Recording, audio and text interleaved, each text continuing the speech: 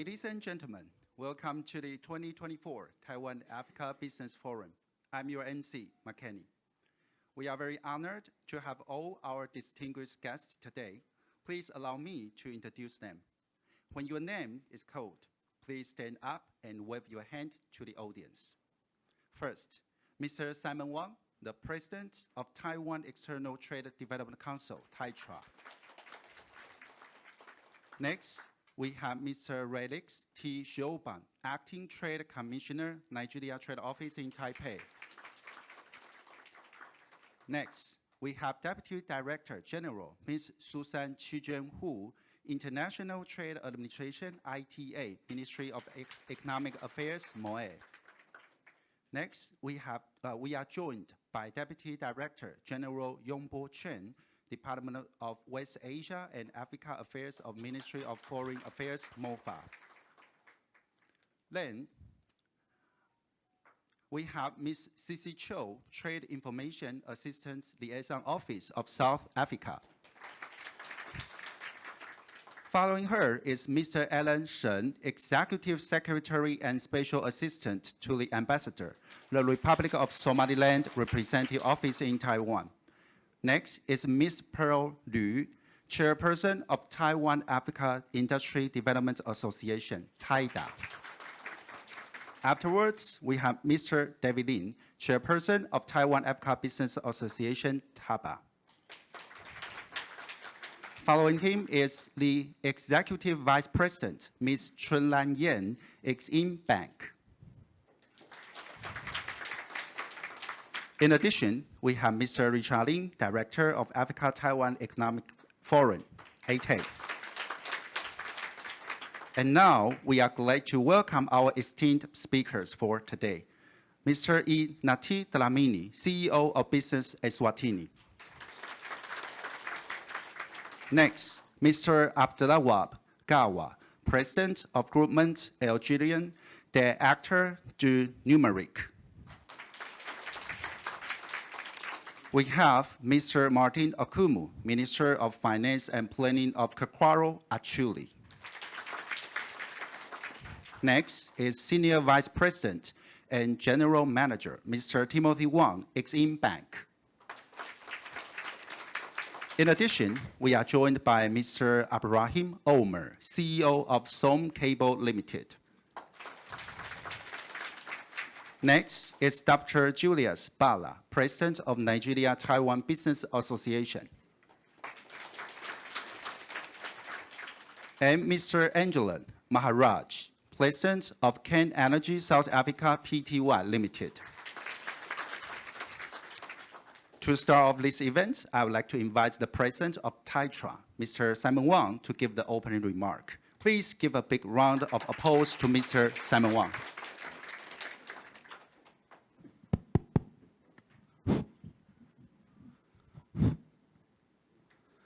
Deputy Director General Hu, International Trade Administration, Ministry of Economic Affairs, and Mr. Deputy Director General, Mr. Chen, West Asian and Africa Affairs, Ministry of Foreign Affairs, Mr. Director Lin from ATEF, our co-organizer of today's forum, and Mr. Xiuban, Acting Trade Commissioner, Nigerian Trade Office in Taipei, distinguished guests, ladies and gentlemen, good afternoon. Good afternoon. Welcome aboard to the 2024 Taiwan Africa Business Forum.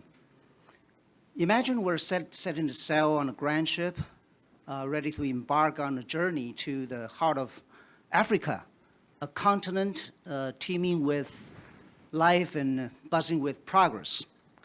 Let me spin you with the story of three remarkable waves that are shaping Africa's shores. The first wave, digital wave.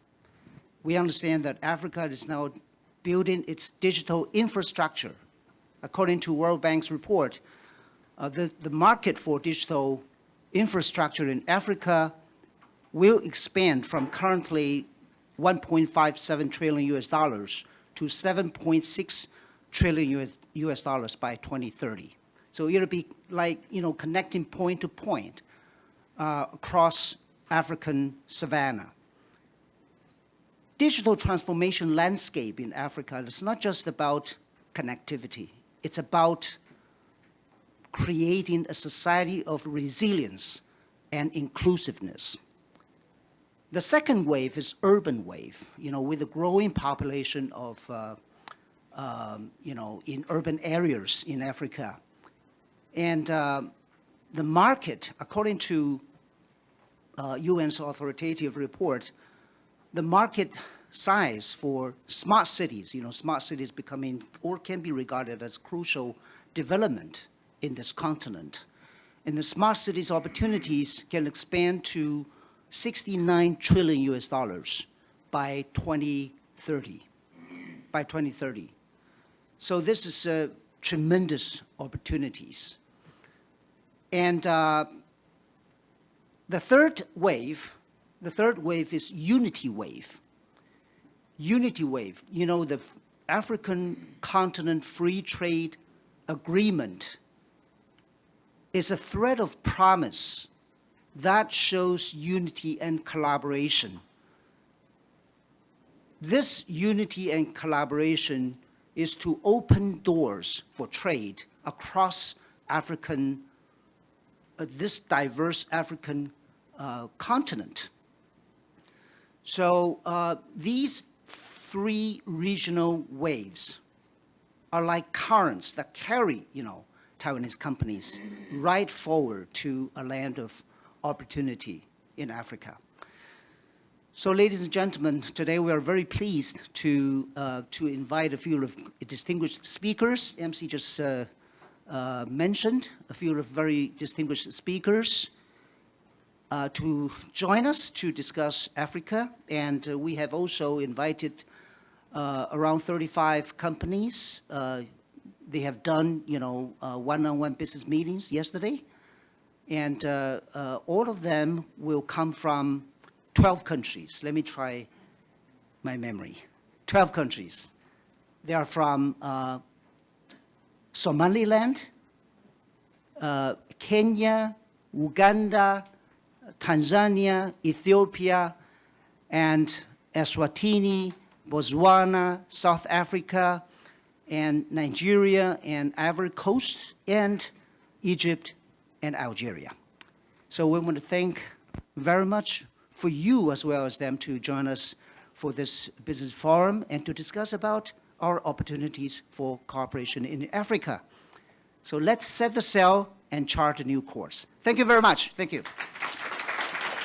Thank you, Mr. Simon Wang. Now, I call upon Mr. Relax T. Shoubang, Acting Trade Commissioner, Nigeria Trade Office in Taipei, to make a remark for us. Please welcome Mr. Relax T. Shoubang.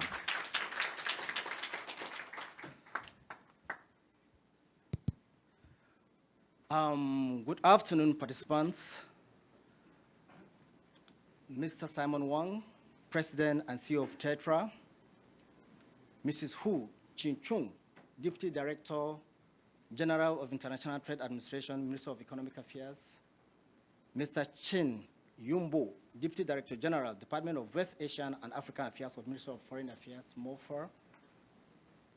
Ms. Sisi Chung, Trade and Information Assistant, Liaison Office of South Africa.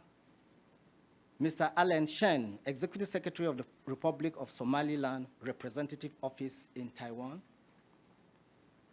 Our able Mr. Dr. Richard Lin, Executive Director of African Taiwan Economic Forum. Mr. David Lin, Chairman, Taiwan African Business Association and President, Lin Yung Enterprise Company Limited. Ms. Victoria Liu, Chairlady of Taiwan Africa Industry Development Association. Mr. Timothy Wang, Manager, Exim Bank. Good afternoon, ladies and gentlemen. Good afternoon. I am deeply honored to have the opportunity to deliver a remarks at this significant Taiwan African Business Forum. I would like to extend my heartfelt appreciation to the organizers, International Trade Administration, Taiwan External Trade Development Council, and African Taiwan Economic Forum. On behalf of the African delegation, I would like to express our profound gratitude to the organizers for graciously providing us this opportunity. As you all know, Africa's economic development is accelerating very, very well, with GDP growth rates substantially outpacing those of more developed regions as the continent strives to catch up. Over the years, investors and business leaders have increasingly recognized the vast potential within Africa's dynamic and expanding markets, e.g., Nigeria. Nigeria, as Africa's most populous country and largest economy, has a market heavily centered on oil production. But it is aggressively diversifying into agriculture, manufacturing, and technology. Its youthful population and large consumer market offer considerable potential for consumer goods, electronics, and tech solutions from Taiwan. Additionally, Nigeria's drive for infrastructure and energy solutions creates opportunities for Taiwanese firms in sectors like machinery, telecommunications, and renewable energy. Eswatini. Eswatini has a stable market reliant on agriculture, tourism, and some manufacturing. Its strategic location near South Africa provides straight access to regional markets, making it a potential entry point for Taiwanese goods and services. Opportunities exist in agro-processing, textile manufacturing, and renewable energy, where Taiwanese companies will leverage on those opportunities in that country. South Africa. Well, South Africa is one of the continent's developed economies with a well-established infrastructure and financial sector. As a leading producer of minerals and a hub for Southern African trade, South Africa provides a gateway for Taiwanese products into the region. Sectors such as electronics, ICT, and machinery align well with Taiwan's strengths, while demand for advanced manufacturing equipment and green technology also open doors for Taiwanese investment. So there are huge opportunities. Somaliland. Somalia has a developing market economy with a focus on agriculture, livestock, and port services. The port of Berbera is a significant trade asset, providing access to the Red Sea and the Horn of Africa. Taiwan's expertise in post-management technology and logistics could support Somaliland's trade ambitions, fostering economic ties in ICT, construction, and supply chain management sectors. As you are aware, since the launch of African Continental Free Trade Area, AfTA, in 2018, there has been significant progress. This agreement is focused on reducing tariffs amongst the participating countries and addressing various regulatory measures, including technical trade barriers, trade facilitation, and services. The agreement is poised to enhance wages and employment opportunities, thus improving prospects for all Africans. Furthermore, it seeks to unify Africa into a single trade area, creating vast opportunities for entrepreneurs, businesses, and consumers across the continent, while promoting sustainable development. This integration, however, is expected to establish a well market for goods and open up valuable business prospects for Taiwanese enterprises. In conclusion, I would like to say here that the purpose of this Taiwan Business Forum is to stimulate and create greater economic opportunities, business partnerships, and trade between Africa and Taiwan. I therefore encourage Taiwanese businessmen and members of the association to invest, I repeat, to invest, and to invest heavily in Africa. That will expand their markets and strengthen economic growth between Africa and Taiwan. I sincerely hope that this forum will be highly beneficial and that our collaborative efforts will establish a strong foundation for future trade between Taiwan and Africa. Thank you for listening. Sishe. Thank you. Thank you, Mr. Relaxi Shioban. Now, I would like to invite Deputy Director General, Ms. Susan Chijen-Hu, International Trade Administration, ITA, Ministry of Economic Affairs, MOE, to say a few words. Let's welcome Ms. Susan Chijen-Hu. Thank you very much. President and CEO of TAITRA, Mr. Simon Wang, Deputy Trade Commissioner, Mr. Relax Shioban from Nigeria Trade Office in Taipei, Deputy Director General, Mr. Chen Yongbo from Ministry of Foreign Affairs, and representatives of all African diplomatic missions and offices in Taiwan, distinguished speakers from Africa, and ladies and gentlemen, good afternoon. 大家好，我是国际贸易署副署长胡启娟。首先欢迎大家。First of all, on behalf of International Trade Administration of Ministry of Economic Affairs. I'm pleased to welcome all of you to today's Taiwan-Africa Business Forum.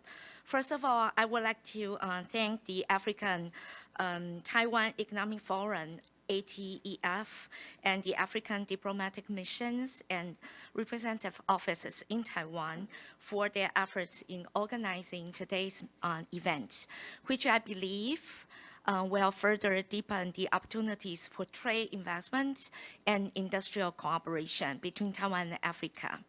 Africa is now the world's most promising market, offering significant potential for investment and growth. The African economy is developing in a very dynamic environment with its rich natural resources and a young population, creating a favorable environment for business growth. Following the entry into force of the African Free Trade Agreement, intra-African trade and investment flows are becoming more facilitated. Increased production efficiency is driving higher profits, while economic and trade interactions with a wider range of markets outside of the region are also on the rise. Africa was also included in the G20 in September last year. In recent years, the Taiwanese government has collaborated with non-governmental organizations and the trade associations to facilitate the expansion of domestic companies into the African market. This initiative has yielded significant outcomes, with bilateral trade between Taiwan and Africa reaching $4.7 billion last year, a 28% increase from the $3.7 billion in 2019. So MOEA has also proactively established official contacts with African countries by inviting officials to Taiwan, signing economic and trade cooperation MOUs, and holding bilateral trade talks. For myself, I just recently received government officials from Nigeria, to visit Taiwan. So MOEA has also continued to assist our African allies with capacity buildings and potential cooperation opportunities in the areas of digital trade, oil and gas exploration, and workforce training, with the goal of strengthening Taiwan-Africa bilateral economic and trade relations. In the meantime, MOEA also collaborates with ATF, TAITRA, and various trade associations, is continuing to facilitate connections between Taiwanese companies and the African countries. We are eyeing on the collaboration areas such as textile and apparel, auto parts and accessories, agri-food processing, machinery and tools, green energy, medical and health, as well as e-commerce. And MOEA also established a website called Taiwan at a Glance to provide business professions with real-time insights into the African markets. Furthermore, we also collaborate with Exim Bank to facilitate export loans, export insurance, and export credits for business engaging in trade with African partners. I believe President Simon Wang just mentioned yesterday's African Business Day. We welcome 33 buyers from 12 African countries, facilitating 295 business meetings with 188 Taiwanese companies. The event proved to be highly successful. The Taiwan-Africa Business Forum today will share the business opportunity for each country's advantage industries, just like Mr. Shobong just mentioned, just point out. I believe that today's forum will yield valuable insights and outcomes. I wish all of you good health and success, and those guests who've traveled far away have a safe journey back home. Thank you. Thank you, Ms. Susan Chijen-Hu. Now, I would like to call upon Mr. Yongbo Chen, Deputy Director General, Department of West Asian and African Affairs of Ministry of Foreign Affairs, MOFA, to make a remark for us. Please give a loud round of applause to Mr. Yongbo Chen. Hello, 大家好. Mr. Simon Wang, President and CEO of Taiwan External Trade Development Council, Ms. Susan Hu, Deputy Director General of International Trade Administration of Ministry of Economic Affairs, Mr. Felix Shoban, Acting Trade Commissioner of Nigeria Trade Office in Taipei, and Mr. Richard Ling, Director of Africa Taiwan Economic Forum, and our friends from African Representative Office in Taiwan, business leaders from Africa and in Taiwan, distinguished guests, ladies and gentlemen, good afternoon. It's really my great honor to attend the 2024 Taiwan-Africa Business Seminar. And on behalf of the Ministry of Foreign Affairs, I would like to thank the Ministry of Economic Affairs, Taiwan External Trade Development Council, and Africa-Taiwan Economic Forum for hosting this meaningful event. Africa, we all know, is the world's second largest continent, with over 1.5 billion people as of 2024. It accounts for about 17% of the world's population. The continent is rich in natural resources and blessed with a young workforce. The International Monetary Fund predicts that Africa's GDP will grow by 4.2% this year, higher than other places in the world. With the African Continental Free Trade Area being concluded, it brings major opportunities to boost the growth, broaden economic inclusion, and make African nations more competitive in trade and investment. We therefore attach great importance to expanding relations with the African nations. Since the government launched the African Project in 2018, trade between Taiwan and African countries has grown significantly. Just last year, trade between Taiwan and African countries reached over $4.7 billion. Taiwan's foreign direct investment into African countries has reached the amount of 85.93 million, a sustainable increase of 54% from previous year. We believe that the bilateral trade and investment will continue to grow, and both Taiwan and Africa will enjoy greater benefits of the deeper economic cooperation. In addition to trade, Taiwan has made significant progress in its cooperation with African partners in such areas as agricultural, education, ICT, energy, healthcare, and tourism.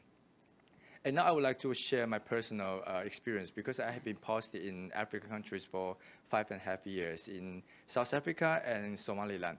I do really see the potential, big potential for business and investment between Taiwan and African countries. Yesterday, I was joking with my friend, Mr. Relix. I say, the business and investment potential is so huge, so big, so maybe let's just quit as a diplomat. Let's do business. It's easier for us, and we can see the chance. We can get rich together. So anyway, through today's event, business leaders from both sides will gain better understanding of the business opportunities and capitalized on this upcoming business trend to create more achievements. I wish you all the best and today's seminar a great success. Thank you. Thank you, Mr. Yongbo Chen. Please stay on the stage. Yeah, for the group photos. Yeah, we will be taking the photos in 2 groups. So for the first group, we would like to invite the following guests to join us on the stage. Mr. Simon Wang. Mr. Redex T. Xiuban, Ms. Susan Chijian Hu, Ms. C.C. Cho, Mr. Alan Shen, Ms. Pearl Ru, Mr. David Lim, and Ms. Chunlan Yan, and Mr. Richard Lin. Please come to the stage to have a group photo together.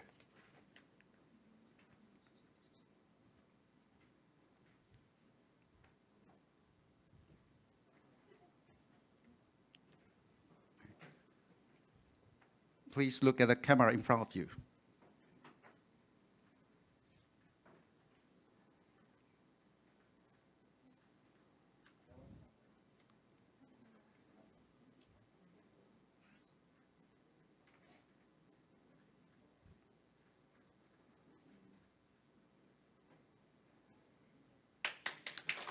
Please stay on the stage for the second one. Okay. So, and now we would like to invite today's 7 speakers who joined us for group photos. Mr. E. Nati Dramini, Mr. Abdulawab Gawa, Mr. Martin Okumu, Mr. Timothy Wang, and Mr. Abraham Omer, Dr. Julius Bala, Mr. Angelan Maharaj.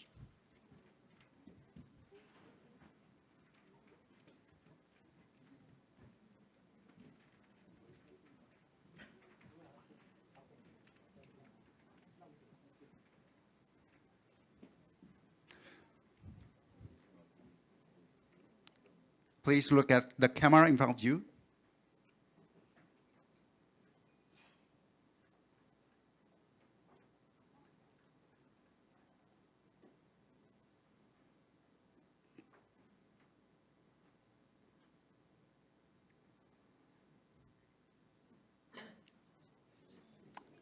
Thank you. Thank you all, dear guests and speakers. Please return to your seats.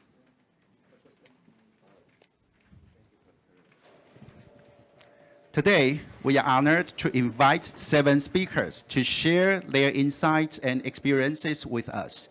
First, we have Mr. E. Nati Dlamini, CEO of Business Eswatini, to share with us golden opportunities of markets in Eswatini.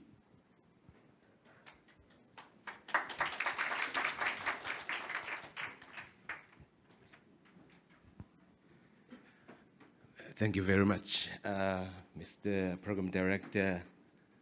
I would like to embrace the protocols already established by the previous distinguished speakers, but suffice it to say to recognize the chairperson, or rather president and CEO of TITRA, Mr. Wang. For me, just to preface my presentation, on a personal note, 25 years ago, almost to the month, I walked into the doors of TITRA. That was in 1999, seeking for their help, being the founding executive of what you call Eswatini, Swaziland Investment Promotion Authority. I came in this country in 1999 and no one spoke English. So I went to Taitra to ask them, could they loan me someone to walk around with me and interpret for me? And 25 years later, everyone speaks English here. In fact, you speak it so well, I think I will move to Taiwan in order to learn more English. It's very, very, very deja vu feeling, as it were, that 25 years later, I'm participating in a Taitra event, and I'm saying to them, thank you, certainly, for that amazing privilege and honor to stand before you, to share a story that you probably, some of you already know. As you be well aware, I hope I can see. I am from, okay, that's me, unfiltered and unhinged. I think I was photoshopped, but it's okay. I'm from the kingdom of Eswatini, and I have been coming in here for the past 25 years, sometimes once a year, and sometimes once every 2 years. So I bear testimony to the transformative power of this country. When I came here, the foundation of the 101 was being put, and I took pictures as it rose, and it became the world's largest building in the world until somebody obviously started competing with you. And today, here I am. I'm no longer with the Eswatini Investment Promotion Authority, but I now represent a very, very influential organization called Business Eswatini, which is largely a chamber of commerce, but also a federation of Eswatini employers. You'll also be well aware that my organization is recognized under the Geneva Convention, the ILO, as the apex private sector representative organization in the country. I'm saying this just to establish the credentials on which I ride as I speak to you today. We're really an investment business advocacy outfit, business-to-business benchmarking aftercare services, basically meaning that if you come to the country, establish yourself, you need somebody to provide you with a hand-holding service. And invariably, the person who will do that, especially if you're a new investor, is going to be Business Eswatini, or if it's not them, it's going to be Eswatini Investment Promotion Authority. We have a plethora of international companies in the country. As you are well aware, I just picked up just a few of them, some logos and brands which you are familiar with. They are there in the kingdom, doing extremely well, exporting and being successful. That's what happens if you relocate to our territory. The picture that you see there, I think we have arguably one of the biggest boards of directors.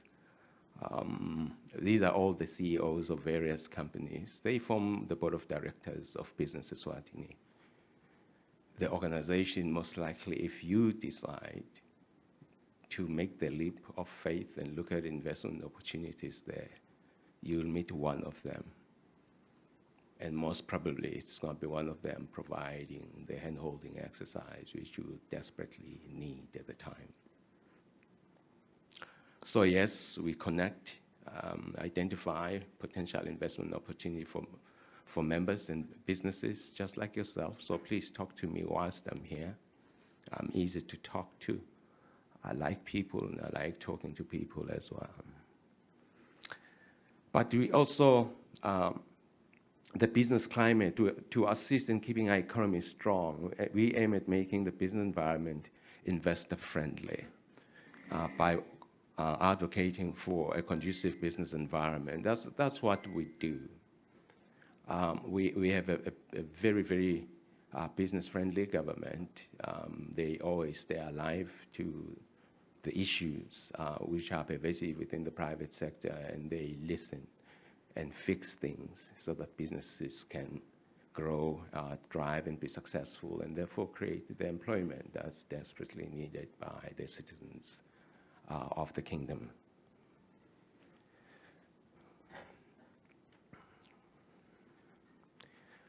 And I say that with extreme humility, obviously, in my heart, that when you say business Eswatini is the economic heartbeat of Eswatini. Because one, we represent all international companies, and over 90% of the private sector gross domestic product of the country comes from the companies which I am representing here as I speak to you now. And we are spread across over 22 sectors, employment over 100,000.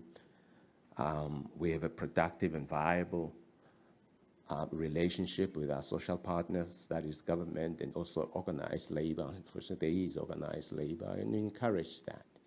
But the relationships are very good and healthy and viable. And we always enjoy what you call a unit of purpose amongst our members, so that you can speak in one voice.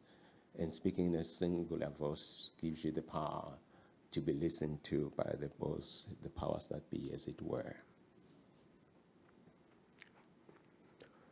Now, this is the crux of the matter I want to talk to you about today. Is those of you, and I have had the privilege to speak to most of you before this conference, looking for opportunity that to supply or invest directly in that kingdom and in Africa, generally speaking. His Excellency Ambassador has talked about the continental free trade area and the opportunities the African continental market now offers. And I won't go into it, but you can realize that it has, all of a sudden, a huge door of opportunity has opened in Africa. Doors are open, all the countries are ready for business across the continent. But Eswatini in particular is perhaps a little bit different, because we're huge on agribusiness, as you are well aware. Raw materials that we export, and we're looking for companies to add value to them. And I can tell you right now, the doors to adding value on the value chain of agriculture is open. And if you are in that field, look into it, please talk to me, because I think we can do business today. You will also have noticed that you saw Coca-Cola in the country. Please note that the Coca-Cola concentrate that's being used in the whole of Africa and in the Middle East is made in the Kingdom of Eswatini. And you ask yourself why? It's because of the high quality sugar. Yeah, high quality sugar that we have. So it's made there for the Middle East and Africa in general. That's why they're there. But we need more investors now to come on board to invest in the sort of higher value chain of agriculture. And also, really, it's kind of the flavor of the year nowadays is the renewable energy. The country just recently nailed its colors to the mast with COP26 in terms of reducing their carbon footprint in the world, up to over 1 million tons of greenhouse gases that they have to remove. And they've come up with an energy policy to say 50% of our energy supply will be fossil fuels, and 50% of our energy supply will be clean fuel. So we're looking for people who can invest in wind, solar, biomass, energy production to fill that 50% gap, which is just opened. Because we have to do that as a country, if only to meet the targets we have set for ourselves under the Paris Accord, or rather Paris Agreement of 2015. You can read for yourself. We have special economic zones, and you can see the benefits that we have. And I think we have a very low corporate tax rate in the region, obviously, highly competitive. And the advantage as well that we have is on labor and skills advantage, and it's priced, shall I say, highly competitively. People who are gifted to their hands in particular, and the real level of dexterity is quite high. And then you'll be, well, most people aren't aware, there are 10 well-united colleges in the world, and the one for Africa is located in the Kingdom of Eswatini. When students finish in that college, they have guaranteed entry into Oxford, into Yale, into Columbia.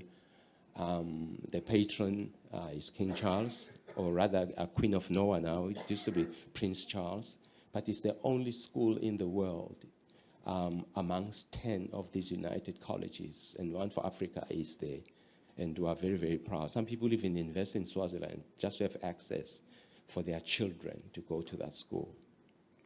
I just had to say.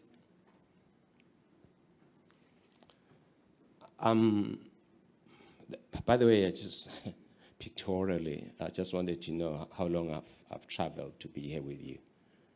About 11,232 kilometers from the kingdom to be with you. Please, can you clap hands for me, please?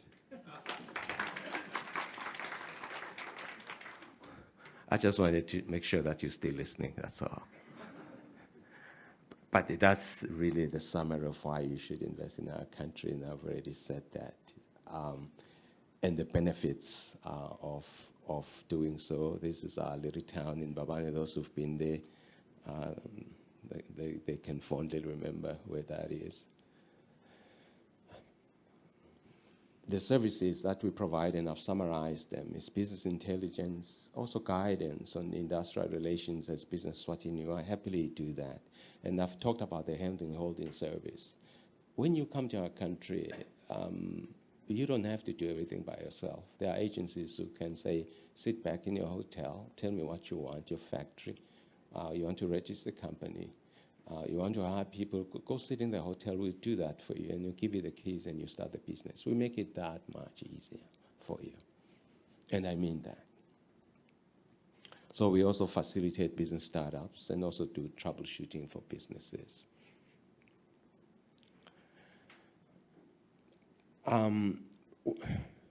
This is the CEO. Oh, by the that's me there. That's how I look like on weekends. This is the CEO of Coca-Cola there. And there's a woman there who's standing. She's the largest producer of textile, the only Swazi person, indigenous Swazi, who's in the textile industry as a woman. She also runs a huge business outfit for business women, also associated with my organization.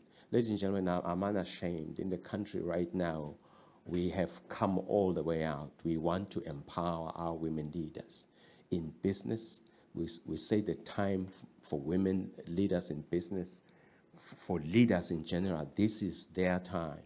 And she's driving this program, and you'll be amazed how many women she has empowered through business. Women who had been previously socially ostracized or even economically marginalized in one area or the other.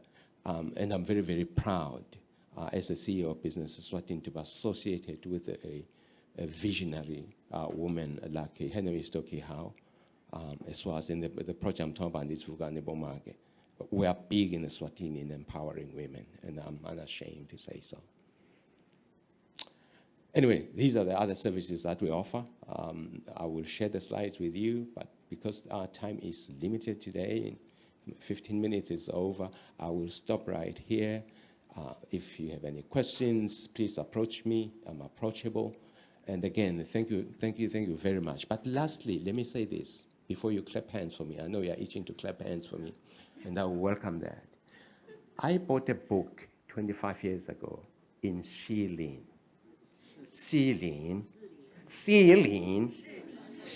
But that's what I said. I said Shilin. The book was Chinese into English 25 years ago. So I used to read the book every time I leave the hotel, I'll go to a taxi and I read it, and I would say something like, 进仔我的太太. Okay, please take me to. And sometimes I would forget the words. When I say, take me there, I'll say, 进走. Somebody sit down, so why you make me sit down? I say, I'm sorry, it's the wrong page, and I go to the next page, and I'll start counting. I remember I met my friend, his name was Mr. Wu, and I opened that book, and it said, WUU means 5. So I call him Mr. 5 to this day. But that's how I learned a little bit of my little Chinese. I still have that book even today. Anyone who wants to buy it has gained a lot of value. That's how I got around 25 years ago when you guys couldn't speak English. So well done, Taiwan. What a miracle. Thank you very much. Thank you, Mr. Inati Dlamini. Thank you so much. Now, I would like to invite Mr. Abdullah Gawa, President of Groupement Algerian Day Actor du Numérique, to give us a speech on the Algeria tech ecosystem perspective and opportunities. Let's welcome Mr. Abdullah Gawa. This one?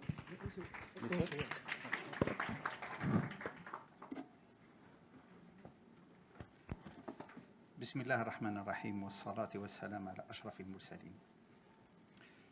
Deputies, President, Directors, my brothers from Africa, distinguished guests, ladies and gentlemen, good afternoon. I have the opportunity today to present you the perspective and opportunity of Algerian tech ecosystem. The GAAN is an IT industry association. It's a non-profit association. We have more than 1,500 Algerian digital companies and startups. Let's take a look and an overview of Algeria. Algeria is the largest country in Africa, the third GDP in Africa, a high growth rate, the first African LNG exporter, the 10th largest natural gas producer in the world, and the 4th largest oil producer in Africa. What about economic concentration? Our economic and industrial activity is concentrated in the north. In the south, you have the oil and gas activities. Population essentially. We are more than 45 million people. 50% of the population is under 30 years. 75% of the population and women literacy. 85% men literacy. 2 million of students. 30% of the students are in STEAM. A multicultural population with a rich history. What about women in Algeria? Algeria is the leader in women education in the Arab world and beyond. 60% of all students in the country are female. In 2021, Algerian women break men's monopoly in engineering. Algeria is one of the leading countries in salary equality, as there is no gender pay gap. Here you have an overview of the cost of energy in Algeria. and this gives us a lot of advantage. Let's talk about advantage, Algeria advantage. The cost and quality of labor, the cost of energy, the low cost of transportation, quality infrastructure, Arabic, French, and English-speaking country. A large choice of banking partner, and the country open to Mediterranean and Africa. The Trans-Saharan project. The Trans-Saharan project is a highway and fiber project connecting 6 countries.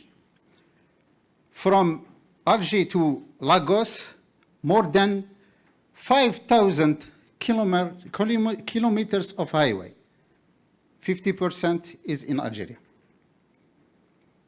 The Algerian economy has the potential to achieve higher rate of growth and development in the coming years. What about digital? With our 45 million population, we have 50 million connected to cellular mobile. 73% are connected to the internet.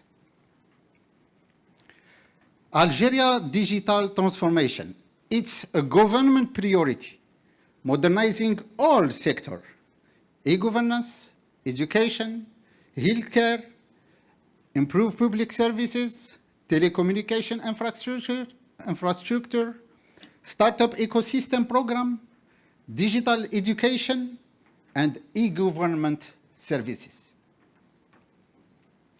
What are the growth sectors? Optical fiber deployment, data centers, electronic assembly hardware, e-gov and e-administration solution, fintech, industry 4.0, expertise and training. What are the investment incentives? We have the second cheapest electricity in the world. The green energy, state land concession, tax advantage, local digital actor, startup advantage, compliance law and regulation, Africa expansion and export advantage. Local digital actor. We have young qualified workforce available at the best value in the region. Engineer school, many local editors, IT integrator, and geographic and multicultural advantage linking Europe, Africa, and Middle East. What about startup advantage? We have a specific ministry to support the entrepreneur, a government investment fund, access to tax benefits, multiple university hosted incubators, and incubator and accelerator advantage. What about compliance law and regulation? We have an investment agency, free trade area, personal data protection law, INAPI WIPO, e-commerce law, tax advantage for investor. Let's talk about Africa expansion and export advantage.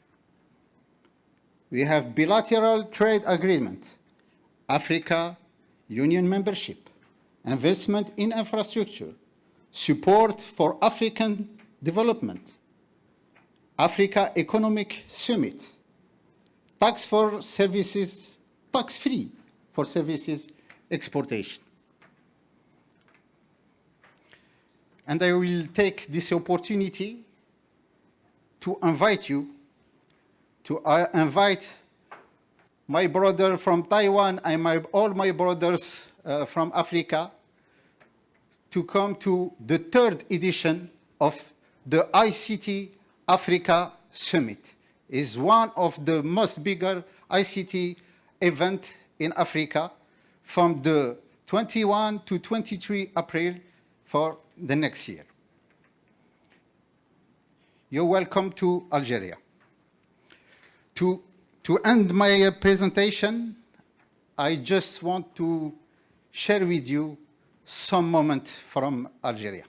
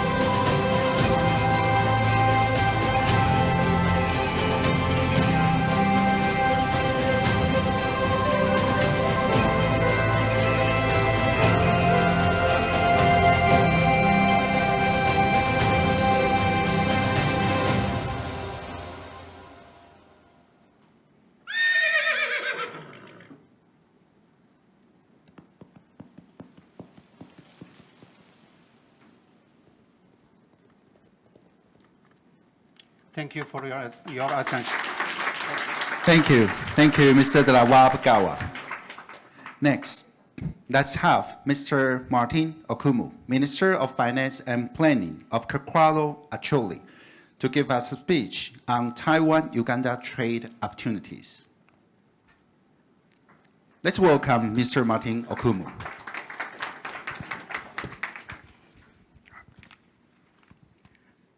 Thank you for giving me this opportunity. The government leaders of Taiwan who are present here, the members of the diplomatic corps, TITRA officials who are here, and thank you for inviting us. All the invited guests in your various capacities, the participants of the Taiwan-Africa Forum, you are most welcome to the presentation from Uganda.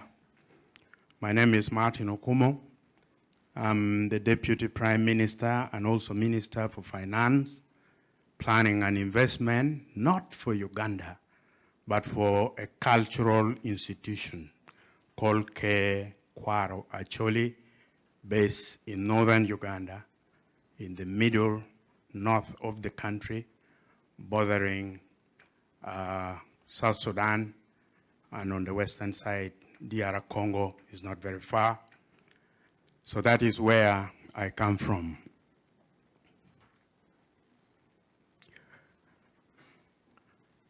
Let me give a brief background. I start with Taiwan. Taiwan and Uganda were both former colonies and developing countries. Taiwan got independence 113 years ago, and Uganda 62 years ago. I was honored about a month ago to attend the Taiwanese National Independence organized by Ambassador Alan Liu of Somaliland. And it was really wonderful. Taiwan's economy is mainly industrial based, while Uganda's economy is agriculture, mainly subsistence, and also few commercial farms. Of course, industries are also developing rapidly. Taiwan is an island in the Pacific Ocean, while Uganda is a landlocked, although land-linked with its African countries, Uganda, rather Kenya, Tanzania, South Sudan, DR Congo, Rwanda, Burundi, and recently Somalia and also DR Congo was added to the East African community. Taiwan trade volume is much more than the one of Uganda, according to World Trade Organization records. Taiwan population is 23.9 million, while Uganda is 46. This is the institution where I work, called Kwakwalo Acholi. It is a cultural institution. And this is actually, on this side, is the paramount chief. On the other side, those are the chiefs. We are 57 chiefdoms in total. This cultural institution is important for Uganda because it has a population of 2 million people. It is along the border with South Sudan and also in the central northern Uganda. It is about 1/10 of the total land area of Uganda. It is one of the 17 cultural institutions in Uganda. There are oil and gas, graphite, iron ore, uranium, gold, and rare earth minerals that are mainly untapped in that part of Uganda. In terms of natural resources for the whole country, Uganda has the best arable land in East Africa with 30% covered with fresh water.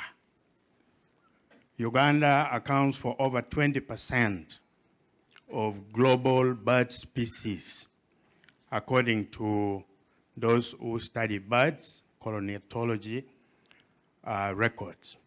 Uganda has the largest number of mountain gorilla, over 20% of the global figures. What in China you may call King Kong. You're most welcome to Vindi, impenetrable natural forest and game reserve to watch. There are very many there. Uganda actually is the second largest exporter of coffee in the whole of Africa and the 7th in the whole world. Both Arabica coffee and also Robusta coffee. So welcome to do coffee roasting, packing, and exporting it to Taiwan. Uganda at the moment has discovered graphite, which is the purest in the world at 99.9%. Oil and gas, of course, I mentioned, and many other minerals are there. For those interested in agro-mechanization, Uganda has 2 rain seasons of up to 9 months, non-stop. And you can grow apparently anything in Uganda organically without even applying any fertilizer at all. We have mountains. The highest mountain in Uganda is called Rwenzori, with snow on top, but it is on the equator. So you can imagine going to a tropical area, but if you are climbing Mount Rwenzori, there will be snow on top, and many other mountains. Available markets for Taiwan goods in Uganda and East Africa. I think this is of particular interest to all of you who are in this room, that Uganda, with a population of 46 million, and the whole of East Africa of 150 million, and we have a custom union, free trade area, common market protocols that have been signed by East African countries. So trading with Uganda is not only for Uganda, but you are also trading with the entire East Africa. Uganda offers one of the best incentives, 100% foreign funds transfer.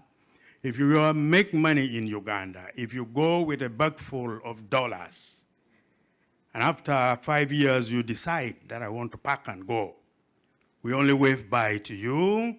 We shall also escort you to Entebbe Airport if you are traveling by plane, and we wish you good, safe travel. That is one of the incentives that you rarely find in most countries. Our neighbors actually charge or insist that before you leave 30% in their banks. Ours is free. We have 100% foreign-owned businesses.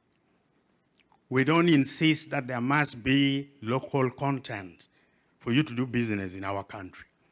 We believe when you are there, you will eat our food, you will rent our houses, you will buy so many things, you will bank with us, and so forth. So it is a total liberalized country, welcoming anybody interested in doing business. Uganda attracts investors and traders.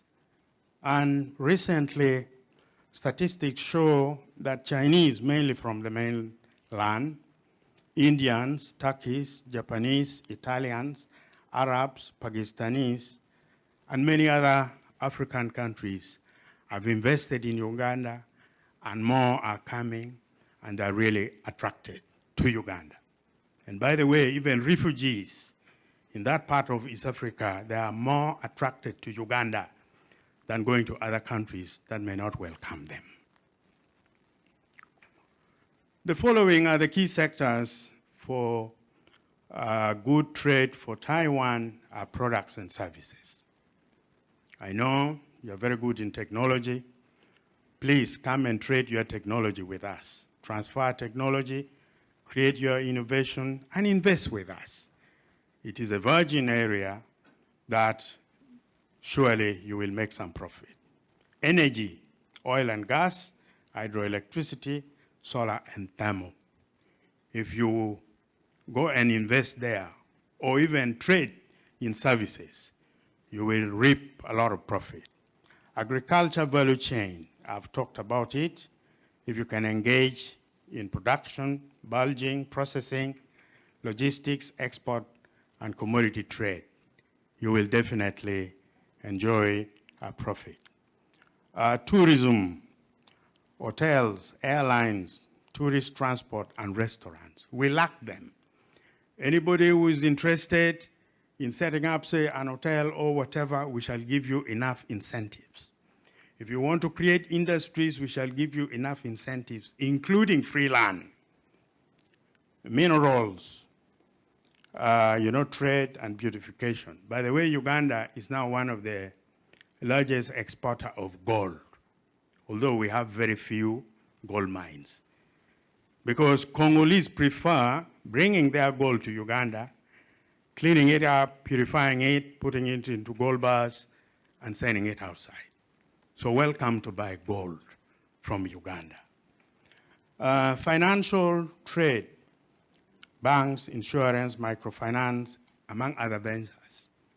If there is anything which is so lucrative in Uganda, is trading in capital. In Uganda, we borrow at 25 to 30% interest per annum. There's no single bank in Uganda that has not made profit. So think about it. If you have some money lying somewhere, please bring it to Uganda. You will definitely get value for your money. This is a map of Taiwan that I was sent by Mr. Jack Jiang, the TITRA regional director in Addis Ababa. I don't need to talk much about Taiwan, but I just brought it here for comparative analysis. The same with these are the industries, the summary of industries in Taiwan. And we have already extensively disseminated this particular thing to those in the technology sector. I've shared it with Gulu University, which is based in Gulu City. Anybody interested in investing some of these things in Uganda is most welcome. And I'm cocksure, just like fellow Chinese from the mainland and elsewhere, you will make profit. This is a summary of the GDP growth in Uganda from 2019 to 2025. We had a very low, in year 2020, because of COVID-19 pandemic, we closed the country for 2 years, so the economy nearly collapsed. But we are now picking up, and everything is okay, and we are now growing rapidly. This is also a summary of Uganda trade statistics reported by International Trade Center. That on this side you see the dollar, but particularly these are the countries that are trading very well with Uganda. China mainland, United Arab Emirates, Tanzania, India, Kenya, Japan, Saudi Arabia, South Africa, Ghana, Malaysia. How I wish Taiwan was also among them. So please, you are welcome to join the club of those elbowing each other in business in Uganda. Similarly, this is Uganda trade statistics from the same source. These are the countries where we have been exporting for quite some time. The leading one is United Arab Emirates, Kenya, Tanzania, India, South Sudan, Congo, Hong Kong, surprisingly, near you here, Rwanda, Italy, Germany, and Tanzania.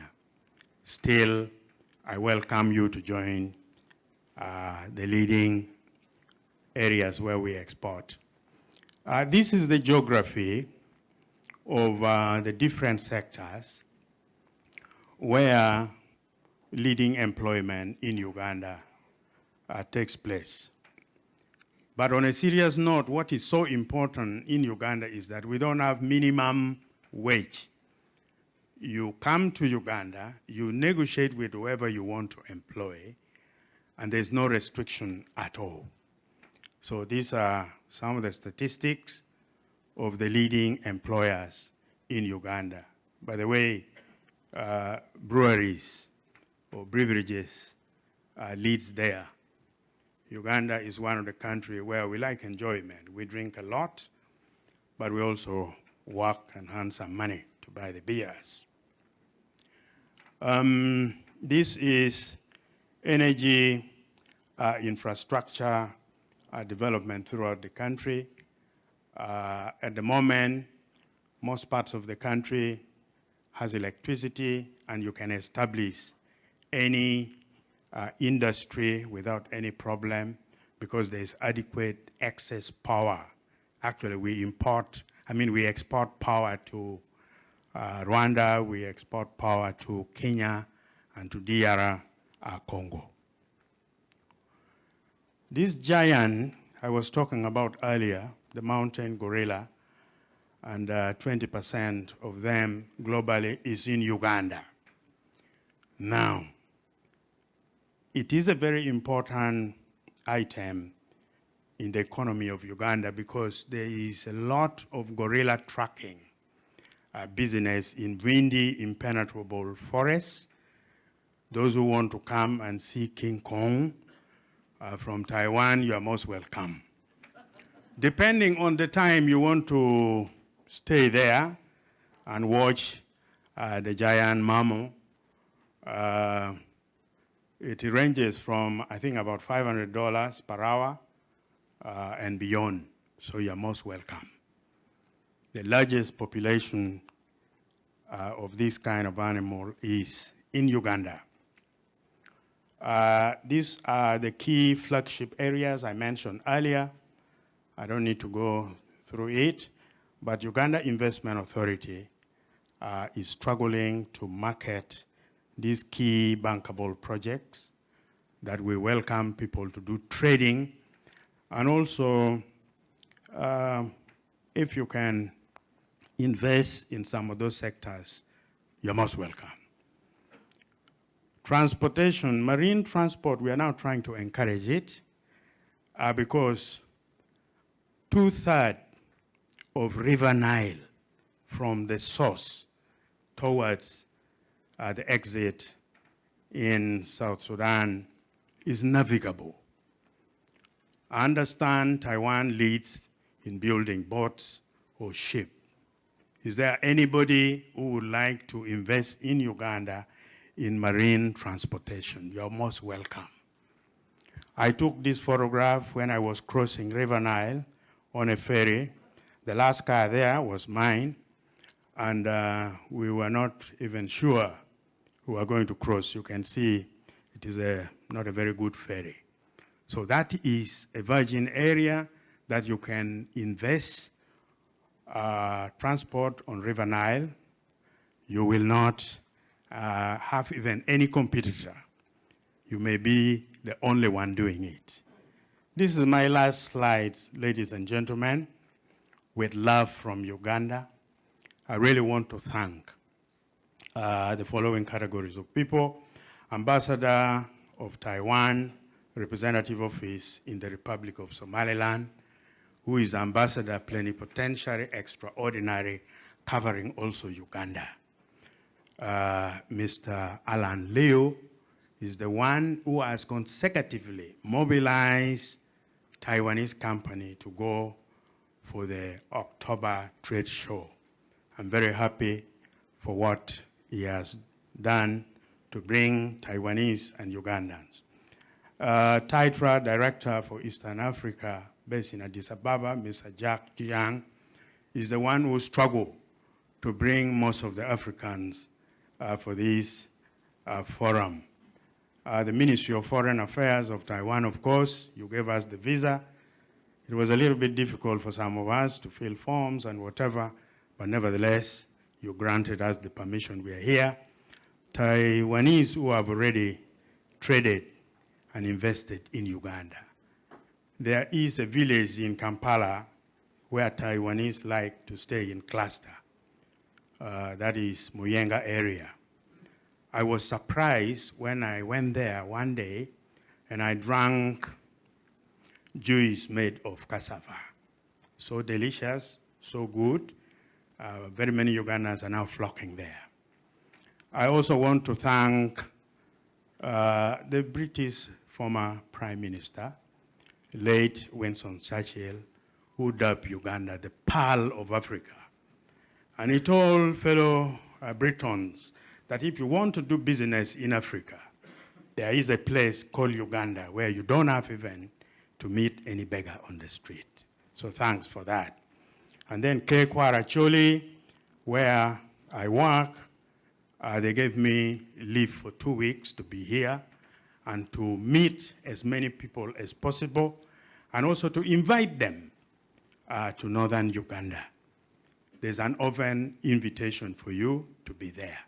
If you're lucky and interested, the cultural institution may give you a piece of land freely to invest and to start your business there. And finally, thank you all for listening to me. For God and my country. That is what we say after every our presentation. Thank you so much, and may God bless all of you. Thank you. Thank you, Mr. Martin Okumu. And next, we have Mr. Timothy Wang, Senior Vice President and General Manager of Exim Bank, to give us a speech on the international insurance trade account risk management and fraud case sharing. Please note the speech will be conducted in Mandarin. Please welcome Mr. Timothy Wang. 各位女士、各位先生，大家午安，大家好。很高兴呢，有这个机会呢，在我们这个非洲研讨会场合跟你们介绍业务。那为什么要介绍业务呢？因为我们做非洲生意呢，客人也都找到了，生意也都做到了，但是最后一里路怎么样？要收到这个货款。所以呢，我们这次就是跟各位都怎么样来透过我们出去呢，把这个货款收到，完成我们的交易。那我今天报告的那个主题主要几个。第一个，如果接到非洲信用状呢，要怎么样的规避风险？如果有放账交易，怎么规避风险？那再下来，我们现在是政府全国都在打诈国安问题，所以我们会跟各位宣导有关于国际贸易诈骗案例的一些案例来跟各位，让各位来预防。为了加深各位的印象呢，我就直接用案例来跟各位报告。第一个案例呢，这家公司呢在高雄，它专门做塑胶射出成型剂，就是有时候我们做那脸盆射出来就一个脸盆。他很努力拓展非洲生意，因为他发现说，把一样的机器设备卖到非洲的话，价格比较好，所以呢，他拓展很多非洲生意。在该公司的努力之下，有一天他接到了怎么样啊？苏丹的国营的工业发展银行开出720天的信用状，欧元60.38万欧元。这个交易做成功的话呢，我们出口商大概可以赚到400-500万新台币，没有问题。但是问题在要不要借这张信用状？第二天呢，他就找他的业务经理来开会。业务经理说：“大准就讲啊，咱的生意若甲接起来了咱今年的年终奖金大概无问题。”财务经理讲的就不是这样，财务经理说：“这是2-3千万新台币的生意呢，万一我那钱想不到，上面年终奖金，咱公司唔知撑不撑得下去，都是一个大问题。那怎么办呢？”财务经理坚持说：“这个信用状嘛，要么就保对，要么就找苏信行投保保险。”后来他还找保对银行，保对银行没有人要保苏丹，他来找我们苏银行，我们苏丹给他保了，保了跟他收多少呢？就是保这个信用状保险。信用状保险是保什么呢？万一这家苏丹银行倒掉的话，我们赔8成半或9成，要看那个国家的那个情况。另外一个怎么样的？政治危险。如果苏丹呢发生战争怎么办？发生战争最好，因为发生战争赔100%。好，比如说这个国家发生战争、内乱、革命、天灾，赔100%。那后来呢，他们公司呢就来我们这边保，2年期的信用状，603800块欧元，我们给他收多少钱？保费96000块新台币，意思收一下，保心安的嘛，也不一定会倒。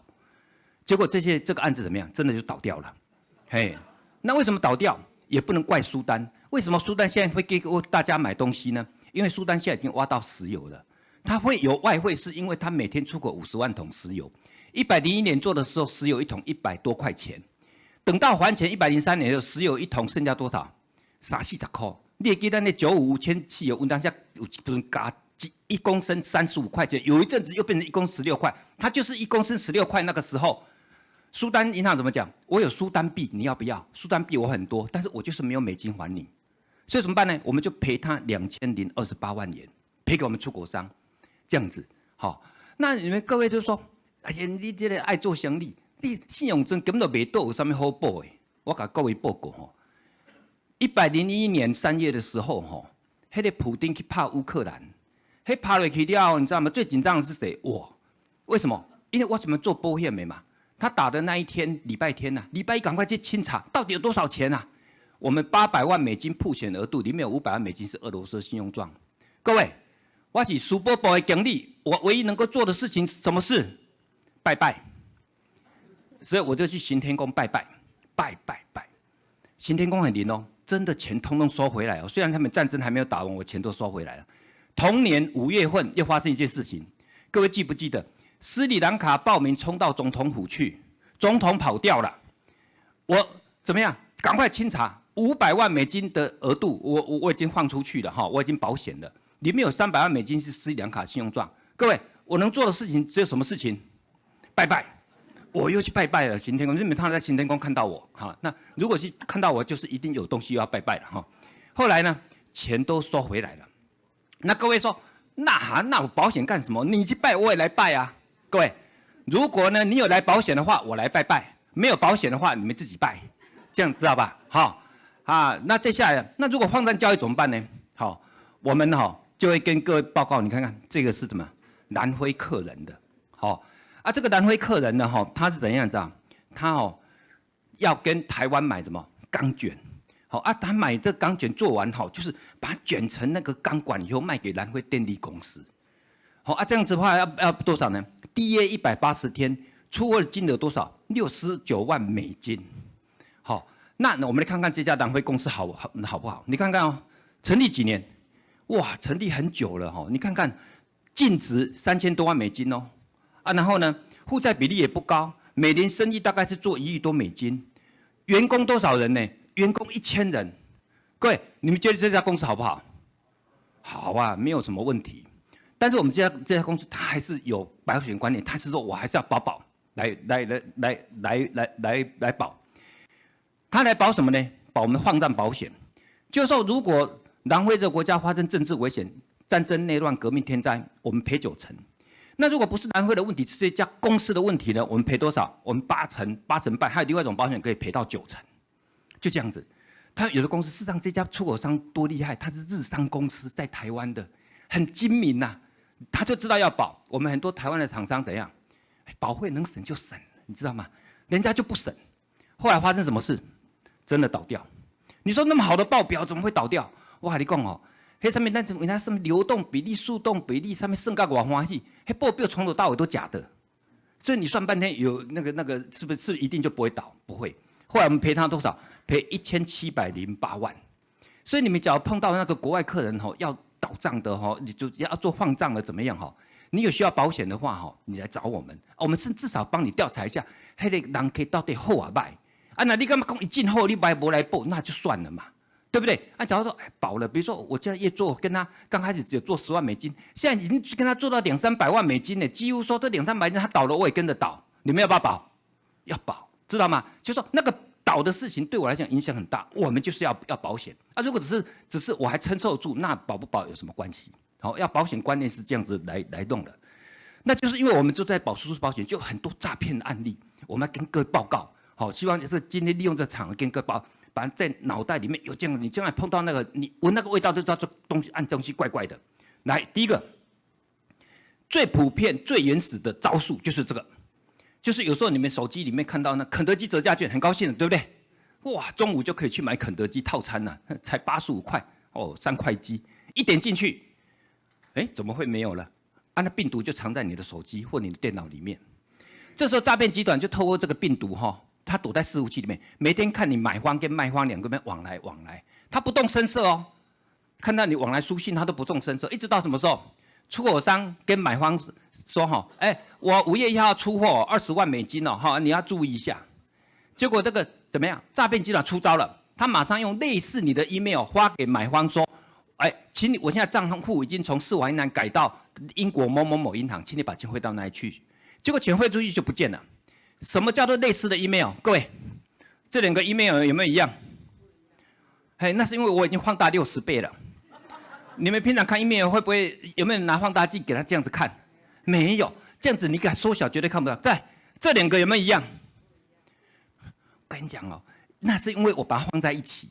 你如果把它分开，第一次看到珍妮锅，第二次看到珍妮锅我跟你讲我们看了3个礼拜，我看不出那不一样，直到有一天把它放在一起才知道它真的不一样，好不好？所以我跟你不要看这个诈骗手法，这种诈骗手法不止骗了几十亿美金呐，包括银行、第一千业银行、台湾银行，我们在骗到我。各位记住，只要你们碰到钱要出去的 email， 你都怕这个点位查，甚至于他诈骗人就发展到什么，你知道吗 ？email 全部一样。你不要以为说一定会差一个字母你把它观念慢慢放弃掉。我已经看到厂商跟我说，真的都一样。我拿放大镜看了10倍，发现它全部一样，好不好？记住，只要钱有要出去或进来的话，通通一样。另外一个，拜托你们在合约里面直接跟合约里面定说，注意听哦，我们在买卖期间不变更账户，如果要变更账户，一定直接要用0223517420，王廷杰先生进电话确认。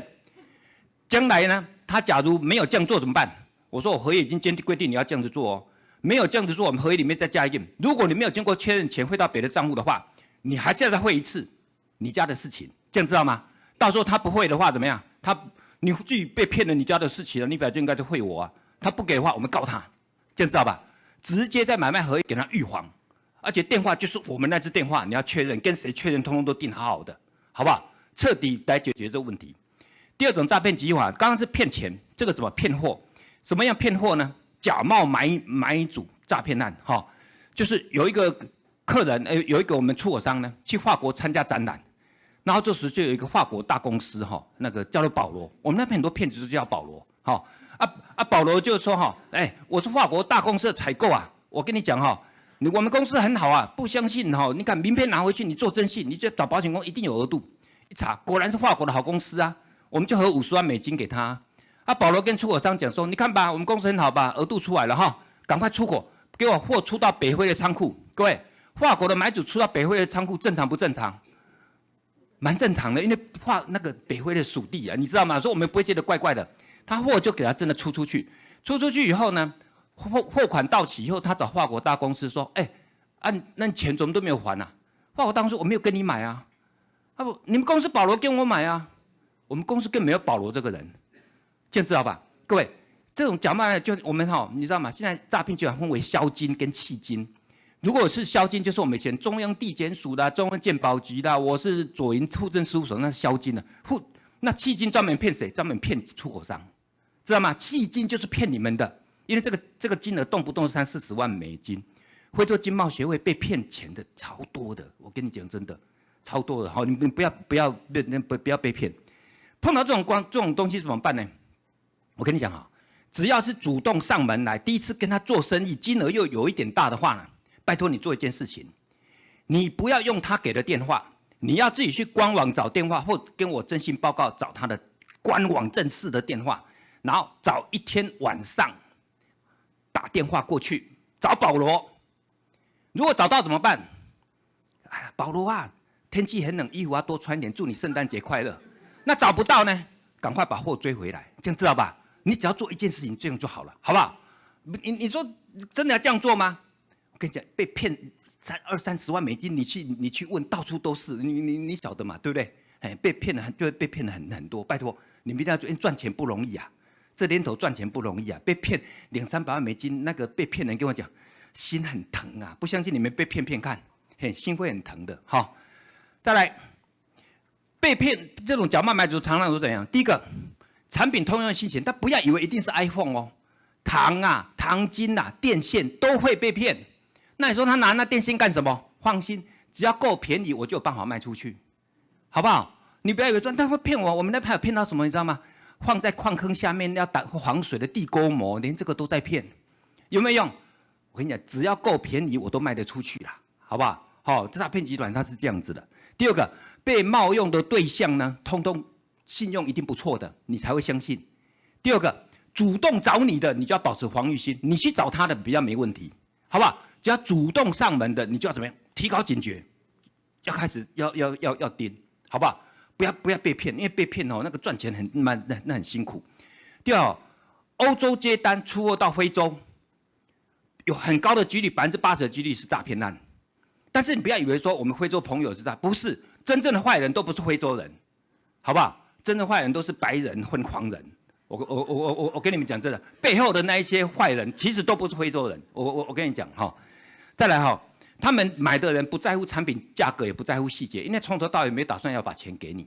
那他们跟你联络呢，很少用公司的电话在跟你联络，就算用公司的电话，也不会用官网那个电话。为什么？诈骗集团没办法坐在正牌公司那边接你的电话，所以一定统统用手机来跟你联络。这就是为什么诈骗案件会发生的原因。他们所有人都用手机来跟你联络，那个手机怎么样？你分不清楚真假。这样哈，再来看。最近发生的案子，这是真正的买方是英国的 RMLTD 这家公司呢，它怎样你知道吗？它就是没有网路啦，没有设官网。诈骗集团怎么办？你没有设官网，我帮你设。你看看它的官网，帅不帅？这是诈骗集团帮他设的官网。你没有网路对不对？我帮你设。这下我们出口商很可怜了，出口商他说我们找不到网路，他传一个链接给他，你看有官网吧？注意看。哎，还有东非办公室，看到没有？再下来怎么样？哎，我这个产品哦，可以可以了。你看啊，你知道一般来讲，我们看到网络就觉得说很好啊。你看刚那个人也很帅，网络又做得很好，你会相信吧？我跟你讲，你这一招的大部分都会相信，大部分都会相信。这是什么？你看嘛，我东非有办公室，你把货出到我东非去，就后来出到乌干达去，钱就不见了，货就不见了，好不好？诈骗集团他会看到你没有网站，还有另外一个的改名的，你本来 A 公司对不对？你不用，我帮你用，他就用你的原来旧公司的名字去骗，发生在捷克，好不好？提高警觉，只要主动上门的，你们就多查。我跟你讲，大部分的诈骗案利用 Google 都可以破获 ，Google 就够了，去查，好不好？你看，后来就是发生这样子哈。你们假如要我的投影片的话，跟他们要，好，我们版权所有，欢迎不救，哈。哎，来看 DP 诈骗案哦。什么叫做 DP？ 最近很多店为什么所谓的 DP 的出口商出口以后拿给台湾中小企业，台湾中小企业就拿给怎么样？乌干达的快递公司寄到乌干达的银行，然后乌干达银行理论上它怎么样？你装潢文件给我，我货再给你，对不对？所以出口商会觉得这样比较安全。所以最近很多说，我 OA 不安全，我要用 DP， 有没有道理？哎，你看啊，乌干达银行要付款，请买方付款，他才交付装潢文件。他就利用你信任 DP， 我就用这种骗你。注意看诈骗者怎么出招。第一招，他说吼，阮乌干达吼无流行 FedEx， 无流行 DHL， 一定爱用 FedEx， 有没有道理？有道理啊，有可能嘛。第二个，伊讲吼，你迄文件寄来吼，你若是无甲写一个名，人收袂到。安怎讲？我王天杰昨昏去某某购物台订一个吹风机。你吹风机寄去输出银行啊？我若无写一个王天杰是上网知影迄吹风机，你讲有道理无？有，所以咱一定要写一个保罗，下骹再加输出银行，有道理无？有，好，咱就安尼甲做落去。果然文件寄到乌干达的快递公司，发生什么事？保罗就直接拿护照去把文件领走了。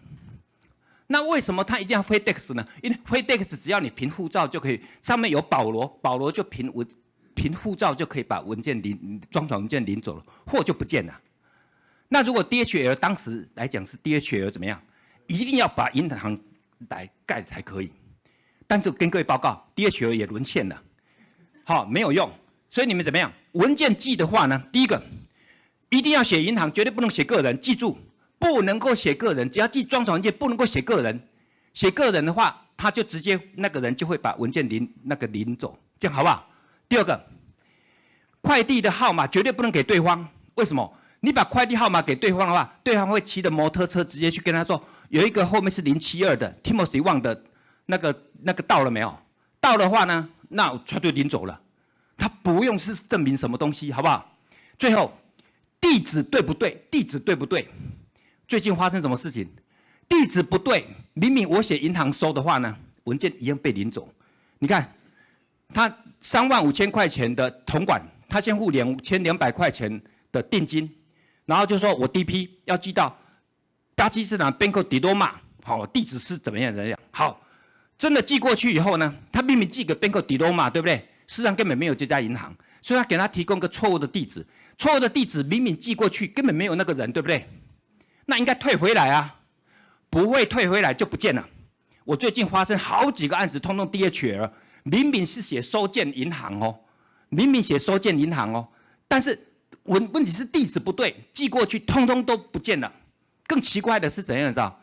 那个收件的人都是同一个全世界很有名的物流公司，这样好不好？再讲一次哦，只要你们文件寄的地址不对的话，你不要看他收件人是谁 ，DHL 不会帮你退回来的，文件通通被领走了，这样好不好？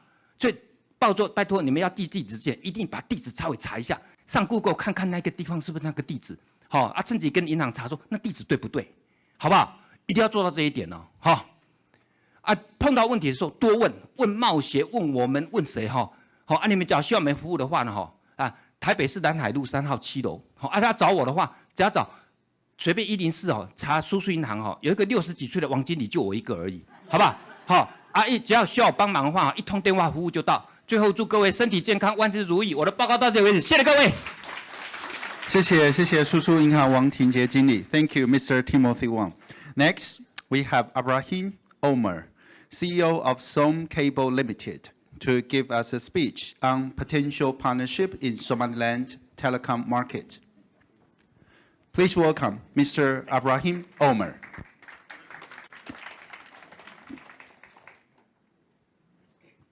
Hello, everyone.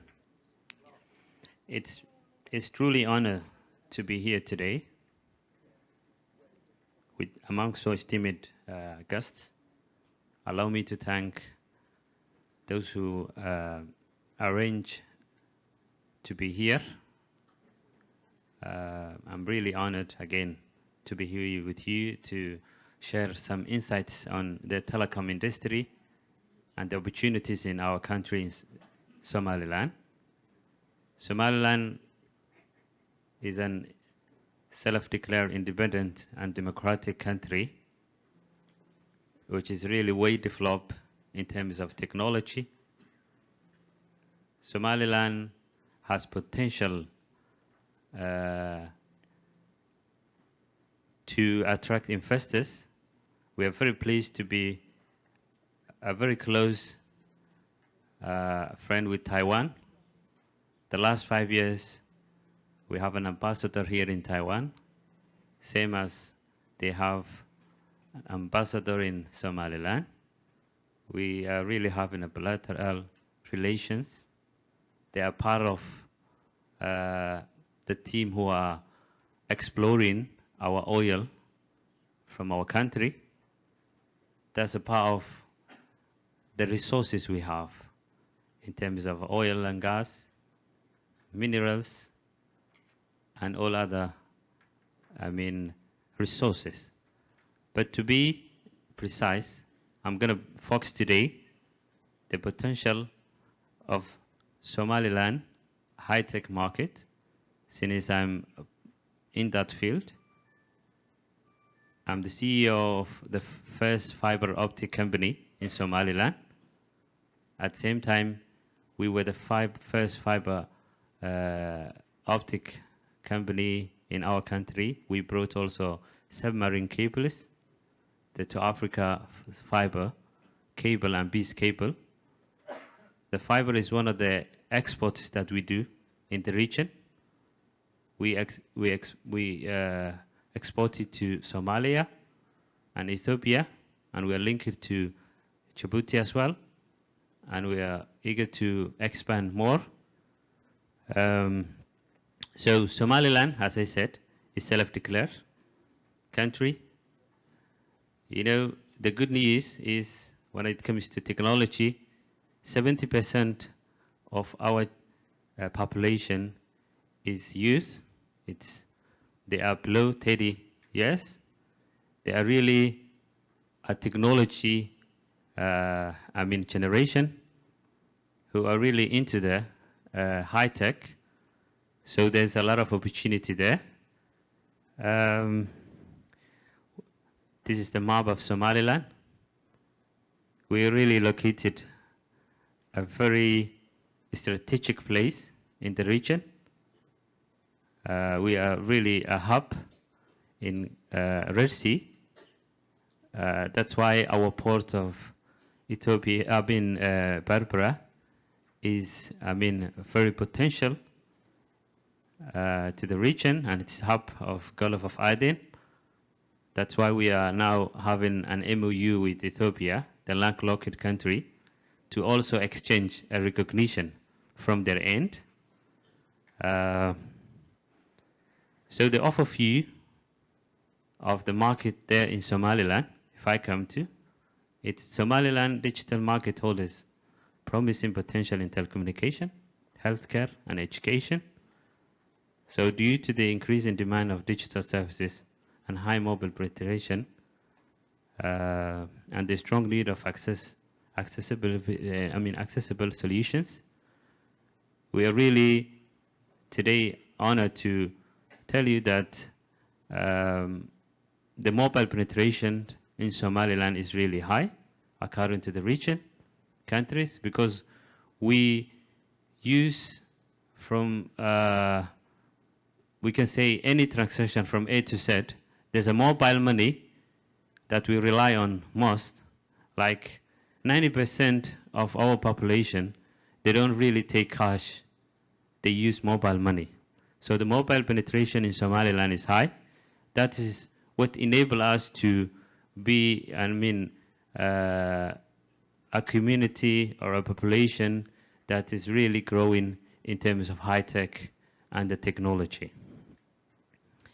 So the potential of telecom, since we are a country that is really growing, when you see in our infrastructure compared to the infrastructure of the country and the technology, you can say the technology infrastructure is way far and really going to the world class in terms when it comes to the infrastructure of fiber, the technology, and the way our population are using, since they are really more into a young generation.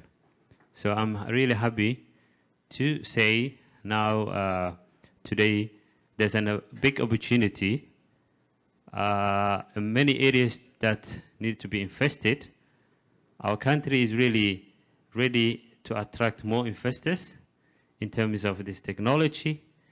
When it comes to the areas which is really there is high demand, is since we have mobile banking and the many platforms. Let me come to here. There is an health care which is really needed there in Somaliland, which I need today to let you know if any of you is interested to invest in Somaliland. Our people usually goes to get a healthcare outside the country. They spend more money. So it will be very, good if you guys are willing to invest an online healthcare, which can provide all health, services, while our people is staying in their place.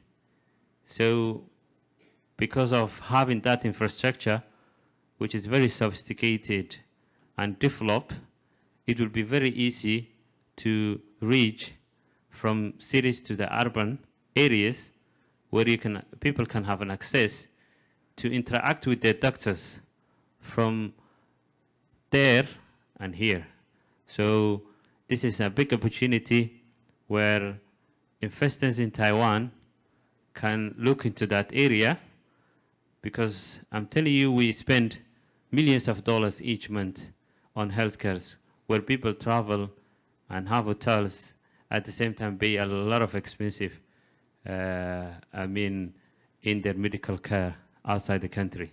So that's one of the biggest, opportunity in terms of Somaliland high-tech, opportunities, which need to be looked at and invested. So you can see the telemedicine, there is a substantial demand for telemedicine services that's enable remote diagnosis, as I said, consultations and follow-up. So if, any one of you interested to come and invest, we are really welcoming you there. You can find us attractive. There is our legal of investors and the country policy of foreign investors is really open. There's an open market. It doesn't need like you to have a local partner. If you want, it is a choice. If not, you can invest alone, where you can have all, facilities and attraction from the government and the population as well, where you can find people who are really understanding the need of having a foreign investor. So that's one. So the other thing, which is really an opportunity where any one of you, like the universities, the schools, can invest, is e-learning, where in Taiwan, only in these 5 years, I was having, I met with my friends here last night who were spending and learning here. There's more than 120 students came direct from Somaliland, learning in Taiwan. So it's really a good example where all our students who can afford to go outside the country goes to find a knowledge where there is a lot of resources, accessibility for whatever they are learning, since there are limited facility there in our country when it comes to the technology and when it comes to this high tech in terms of, because when it comes to any area of like health, ICT, engineering, it really need a very sophisticated labs, which is very hard to have it back there. So that's another opportunity where any one of you can think about investing in it. This is the education.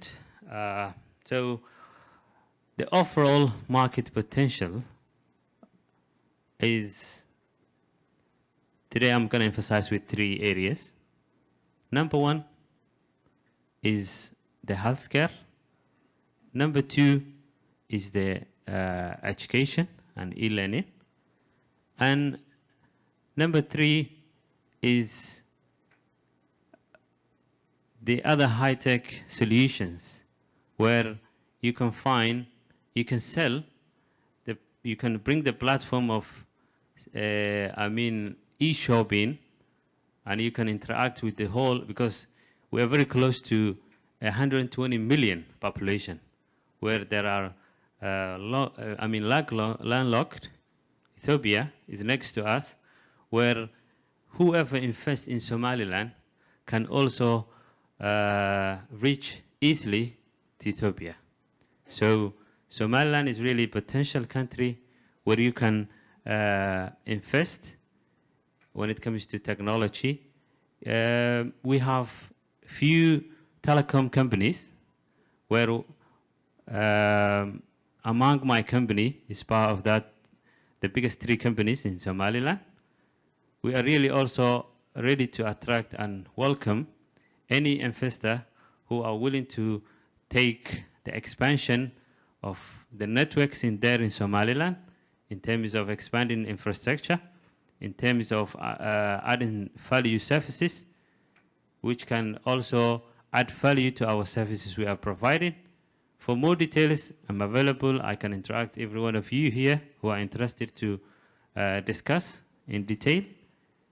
Again, I'm really honored to be here today, and thanks to God and those who are also arranged us to be here with you. I'm really, on behalf of Somaliland, we are pleased to be a friend and close to Taiwan. Since then, we really achieved and had a bilateral and good relations with Taiwan. Taiwan is also investing one of the biggest hospitals. As well, as I said, they are taking part of our exploration of our oil. We are very close to Taiwan, and we are very happy to come again and again and invite our other business people to attend such occasions. Thank you very much. Thank you, Mr. Abraham Omer. Now, we would like to invite Dr. Julius Bala, President of Nigeria-Taiwan Business Association, to give a speech on doing business in Nigeria, policies, incentives, and investment opportunities. Please welcome Dr. Julius Bala. Thank you very much. I'd like to stand by existing protocol, but I would want to specifically recognize my country's representative here, Mr. Relik Sholban, who has been doing a very good job, for our country here. I'd also like to introduce two colleagues of mine who are members of the Nigerian delegation. I will talk generally about incentives and potentials, and I want you to meet them possibly during and after our stay here on specific details, on investment incentives and opportunities, in specific areas of Nigeria. First, I'd like to introduce architect Ibrahim Kabir. Please stand up for recognition. He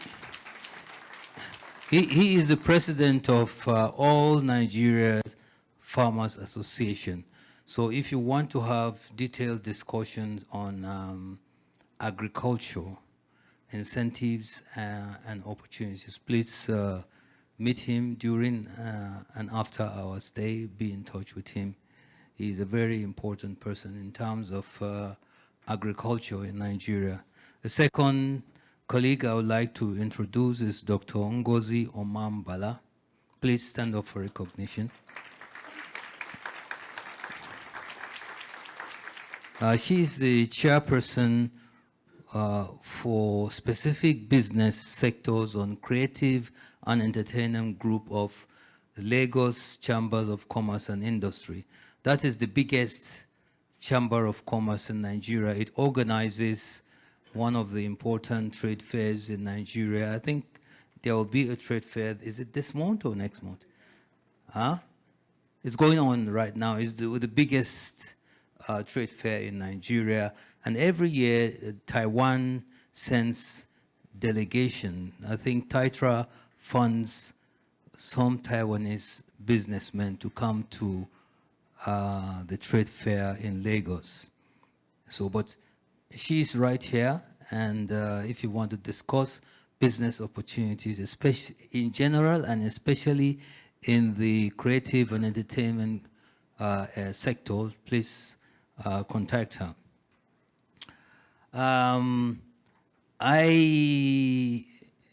I want to express my appreciation to TITRA and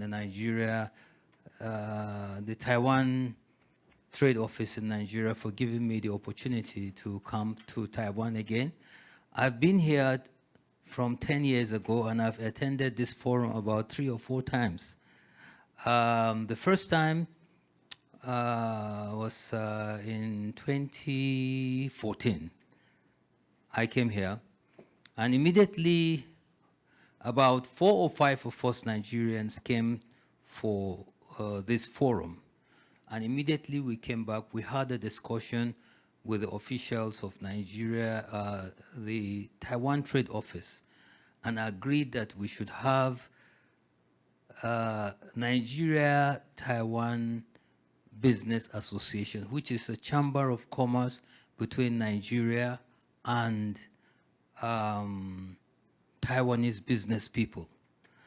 I want to discuss the details of what we do after this presentation, but essentially to promote business between Nigeria and Taiwan. And we help to organize the participation of Taiwanese businessmen in the trade fair that is always holding in Abuja, where most of our members are. Where is the, okay, it's here. So I'm going to talk about general policies and incentives and investments in Nigeria.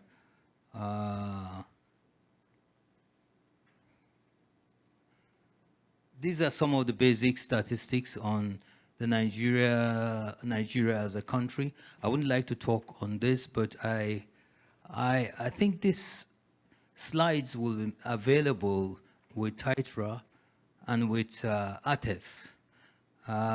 Just one important thing I need to say about our establishing Nigeria-Taiwan Business Association.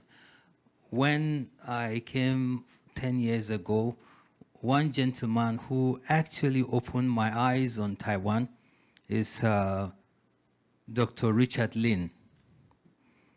Please stand up for recognition for what he has done.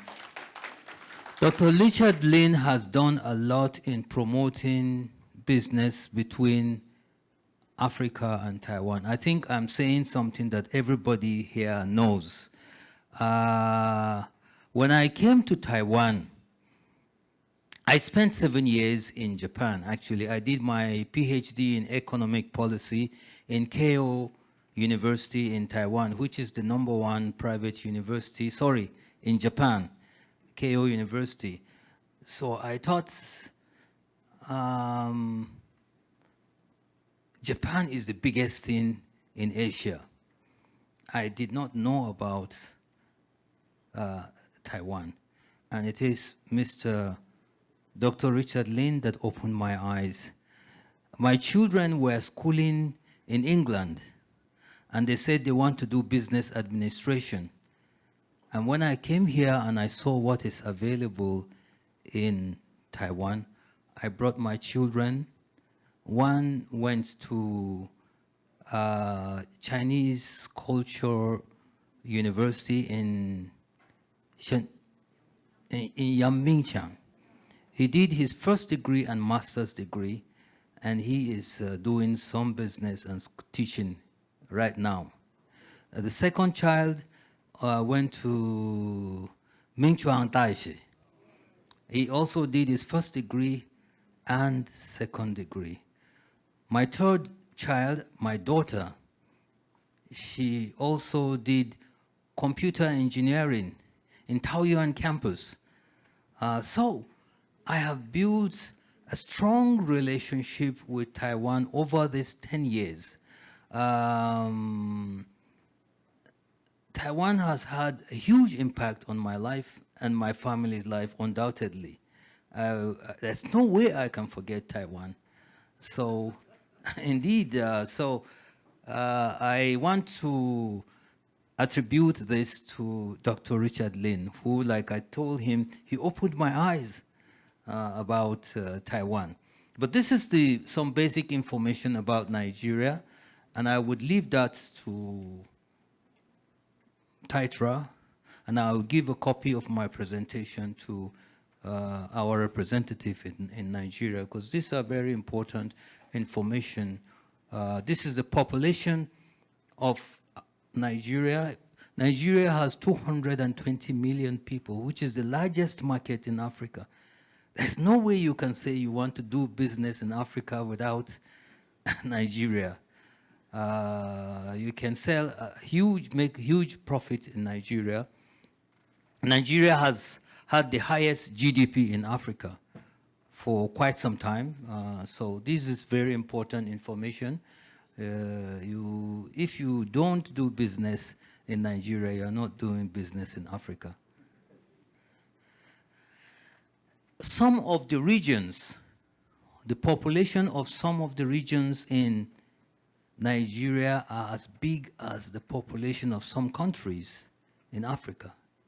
For example, not just Africa, but in the world. Just for example, the population of a state, a region in Nigeria called Borno, is bigger than the population of Panama Island, Croatia, Dominican Republic. So if you just do investment in just one region of Nigeria, you're as good as doing investment in a lot of big countries, not only in Africa, but all over the world. So please, you must look for investment opportunities in Nigeria where you would make a lot of profits.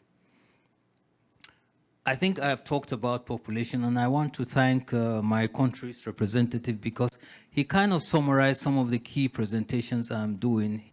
Like I've told you, Nigeria has 206 million, and most very young, 43% of the population, about 83 million, constitutes a key aspect of the labor force. So you have a lot of young and well-trained labor force. In terms of education, Nigeria is undoubtedly has one of the highest education in Africa. And if you go to Europe and America, in medicine, in science, in technology, Nigerians play a very key role all over the world. So in Nigeria, you would get a highly educated labor force. This is also comparing the population of Nigeria with some other countries around the world. So you know how key the Nigerian population is in business in Africa. This is also on Nigeria's GDP. Like I said, Nigeria has had the highest GDP for quite some time in Africa. And this is, so the income per capita to back off purchase is quite high in Nigeria. You have every reason to think about investment in Nigeria. These are some of the investment regulatory framework in Nigeria. In Nigeria, if you want to do business, you can own 100% of the business. You can also go into joint venture with Nigeria. You have investment security. Indeed, presently, I think the Taiwan Trade Office and the Nigeria's Ministry of Trade and Industry, they are doing negotiation and investment protection between Nigeria and Taiwan. So you have security in terms of the investments you will make. We are negotiating the treaties right now. There are specific sector investment incentives. I will talk a little bit about them. Also, we have the Nigeria Investment Promotion Commission. I actually was one of those who established the commission in 1999. I was a key director in Nigeria Investment Promotion Commission to promote investment from overseas. Then I had been to almost every country in the world trying to get investors to come to Nigeria. I didn't come to Taiwan until I left that place. When I left the Nigeria Investment Promotion Commission, I became the Director General for the Bureau of Public Enterprises, which is the institution that privatized more than almost 300 government companies, and I was the chief executive for some time, but I was among those who established the Nigeria Investment Promotion Commission, and I was the director for investor services. And this is how I have accumulated a lot of experience and knowledge on promoting investment into Nigeria. I have talked about ownership, that you can own 100% of businesses, or you can go into joint ventures. You can invest in all sectors except military-related businesses. So there is no restriction. We have a one-stop shop where within a week, you would give in all the approvals for starting a business in the Nigeria Investment Promotion Commission. Also, we give investment guarantees to investors, as well as have a specific body to resolve issues regarding disputes between investors. Instead of going to the courts, we have specific institutions that meet investors, Nigerians and their partners, to resolve problems that could arise. Incentives. There are 6 principal incentives. Investment policies and protection. I've told you that we are negotiating with Taiwan investment protection for every Taiwanese who will like to come to Nigeria right now. There are specific sector incentives. There are tariff-based incentives. There are export incentives. We have the Nigerian Export Promotion Council, where my friend and my brother and my country representative have worked. Their job is to make sure that we're able to export to Taiwan and other countries, as well as promote the imports from such countries. We also have special economic zones where you could establish factories. Actually, it's Taiwan that established the first export special economic zone in part of Nigeria. And the present Taiwan ambassador in Nigeria, Ambassador Andy, he was the one who stayed in Nigeria to establish the first export processing zone with funding from Nigeria and also a loan from the Taiwan government. But we have other export processing zones for Taiwanese to establish factories in Nigeria. So the credit goes to Taiwan for establishing the first export processing zone in Nigeria. And there are many others that are coming up, which I hope the Taiwanese government, especially Exim Bank, actually, about 2 years ago, Exim Bank we came to one occasion here and said there is one of the big problems that our businessmen are facing when they are dealing with Taiwanese business is lack of funds to do business. And 2 years ago, we were very happy that Taiwan Exim Bank now gave $5 million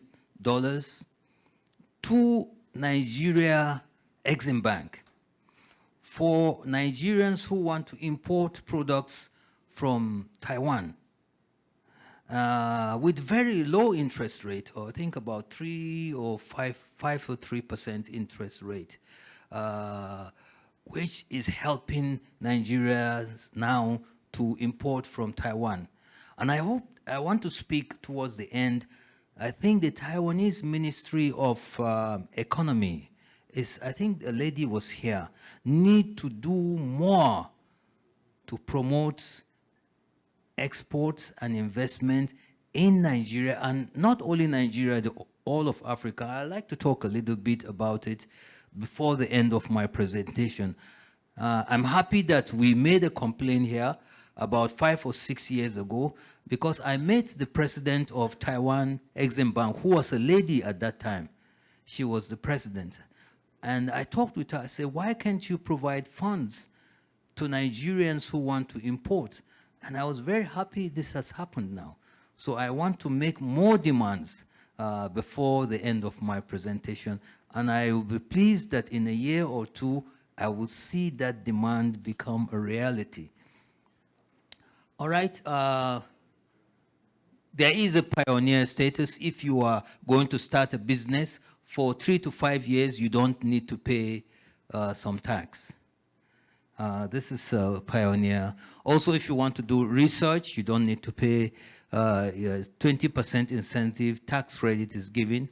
There is investment relief. There is export expansion grant. If you want to export, we also have Nigeria Import-Export Bank that gives grants, to Nigerians who want to export. So if you establish your factory in Nigeria, you would get grants, from the Nigerian government. Also, the export processing zone, one of which was established by Taiwan, 100% capital allowance, rent-free land is available for construction, full holiday tax is available. So, and this is one of the things that Taiwan has done in Nigeria, and I hope we will do more together. I think I don't need to talk in details on this, that we have a way of resolving conflicts, and there are special institutions, so that sometimes investors are discouraged because of conflicts. So we don't want to go to court, because sometimes it will take 5, 6 years. So in few months, we try to resolve conflict between investors. Opportunities, like I said, you should talk with architect Ibrahim Kabir on agriculture, on the investment opportunities in agriculture. But I'll just mention some of them. As you know, Nigeria is most populous country in Africa, and is fastly growing. We have a young population. 80% or more of Nigeria's land is very arable, and Nigeria is the second or third largest country in Africa. So you have huge land that can be used for agriculture. I think in Japan, they have only 32% of the land that is available for agriculture or even habitation. I don't know the percentage of your land that is available for farming and other things. What is the percentage of your land, of land in Taiwan, that is available for agriculture and other? In Japan, they have 32% of the land only. Nigeria, 80 to 90% of the land can be used for agriculture and dwelling. So we have plenty of land. We have very favorable climate. All of these things are actually grown in Nigeria. This is a huge country with huge land and huge population. 80 million hectares of arable land, and only 40% is cultivated. So more than 50% is available for cultivation. We have a lot of crops like cassava, rice, maize, soya beans, sesame seeds, all sorts of crops. There are parts of Nigeria where you can grow apples, you can grow cabbages, you can grow all sorts of goods in Nigeria. So if you think about investment in agriculture, please come to Nigeria, not only in producing, but in processing, factories to process these things and package them for the local market as well as export. We also have livestock, poultry, pigs, aquaculture, farming. We have many rivers in Nigeria with fish. We have lakes, apart from all sorts of aquaculture in the sea, in the Atlantic Ocean. So you can also export. We also have cocoa, cashew, sesame seeds, and so on. And there is zero duty for agricultural machineries. Zero duty. If you are bringing in agricultural machineries or you are selling, you don't need to pay any duty. Also, there's capital allowance of 50% for other plants and machineries. I know that Taiwan is very strong in the health sector. I understand Taiwan is about second or third or so in the world in terms of health facilities. Nigeria, with a huge population of human beings, and people must be sick at one time or another. So there is opportunity for investment in the health sectors. So if you want to either sell medical equipment or you want to establish hospitals. Also, like in Somalia, many Nigerians spend hundreds of millions, if not billions of dollars to go to US and America for medical services. And if you can establish a hospital in Nigeria, is an opportunity for huge business. And you can repatriate 100% of your profit. So you have medical parks and specialist hospital, health infrastructure, drug manufacturing and pharmaceutical supplies, safety and medical equipment, expansion of molecular laboratory, diagnostic and trauma centers, ambulance services and mobile, and so on. I'll leave this, all of this, is available with TITRA and with our mission here. So if you want to study the details of what is available, Nigeria is the #1 crude oil producer in Africa. Also, the 6th major crude oil producer in the world. And so there's huge revenue that comes to Nigeria. So, okay. All right, I'm being told that my time is up. But Nigeria is well known. That is why we have the income per capita is available for Nigerians to listen. There is also power sector, electricity. There's huge investment opportunity in electricity in Nigeria.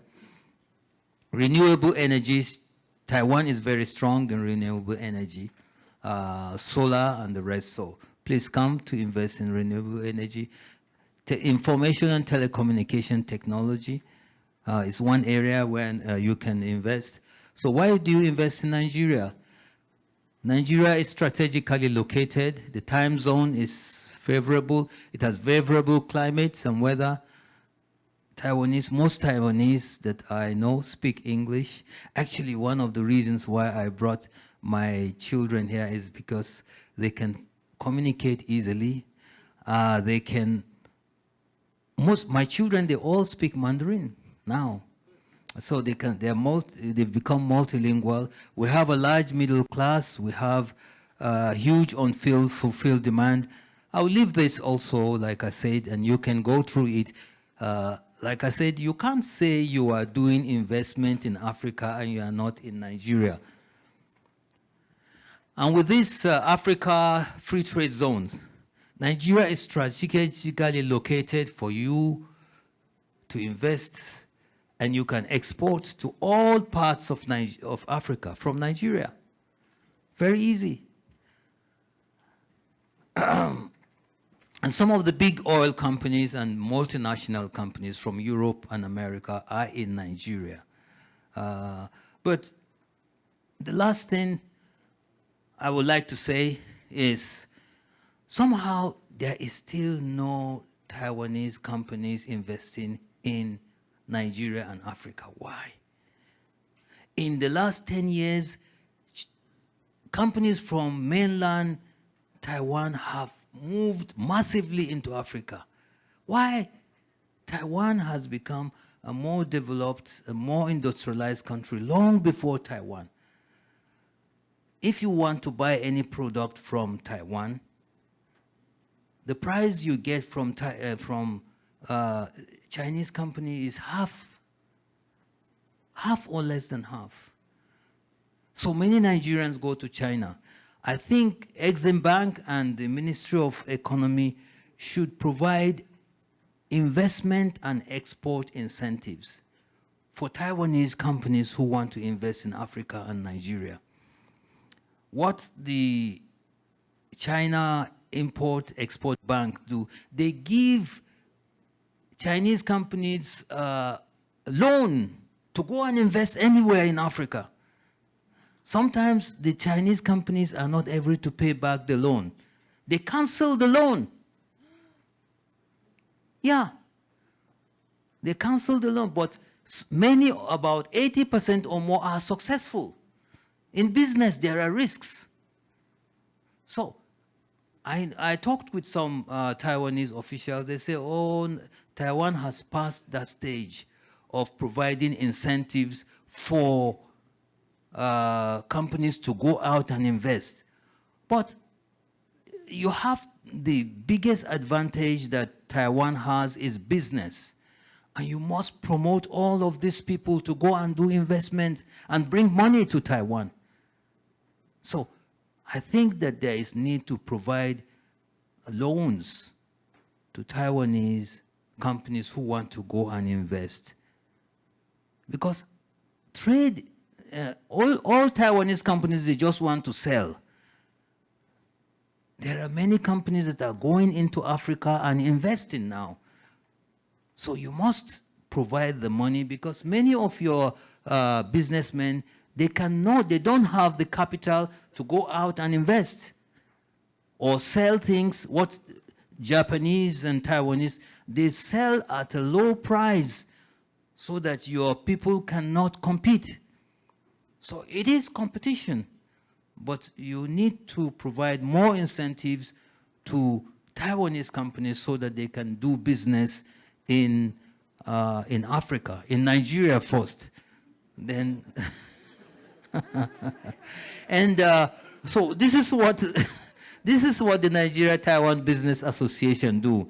We assist Taiwanese companies to go through the problems of investment in Nigeria. We assist them with connect Nigerian investors whom they want to do joint ventures. We help you to solve problems with government institutions like Investment Promotion Commission, Export Promotion Commission, registration. We also assist with relevant information. Like I said, I will leave this, and my address is available if you want to get in touch and see how I can assist you to do any business in Nigeria. I'll be available. Thank you very much. It's been a pleasure. Thank you. Thank you, Dr. Julius Bala.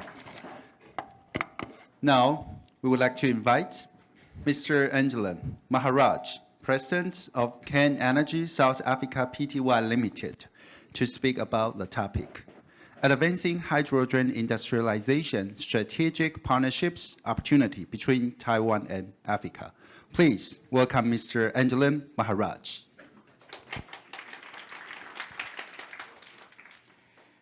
All previous protocols observed, guests, delegates, ladies and gentlemen, good evening to you.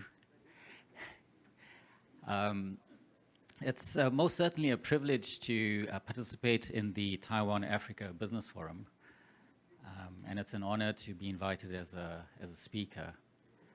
My name is Angelan Maharaj. I'm the president of a company called Chem Energy SA, which is a wholly owned subsidiary of a company called Chem Corporation, which is a Taiwanese company that was established in 1956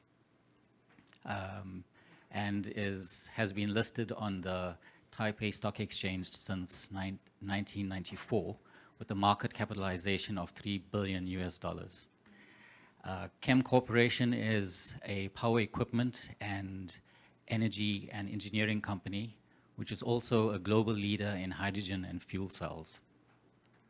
Chem's investment in South Africa puts South Africa at the forefront of hydrogen and fuel cells, and with its state-of-the-art fuel cell manufacturing facility.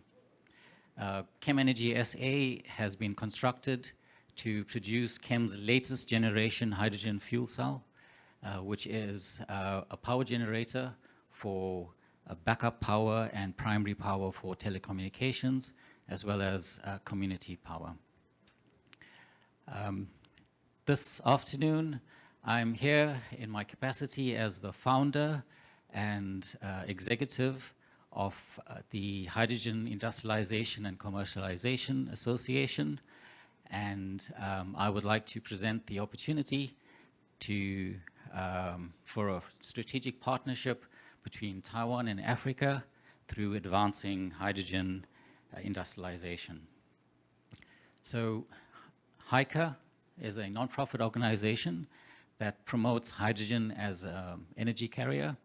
Our focus is on the development of the hydrogen energy economy through collaboration with government, industry, and institutions. Our key objectives are advocating for policies, regulations, incentives, and funding for the growth and development of the hydrogen industry, as well as driving commercial projects for enabling and accelerating the adoption of hydrogen and fuel cells and other hydrogen products, stimulating national and international investment, supporting skills and development through transfer into the country for local manufacturing. In market development, we engage with government and the industry to obtain support for startup as well as established companies to establish a robust market. Infrastructure development is a key objective, and developing and expanding infrastructure becomes critical for the establishment of a hydrogen economy.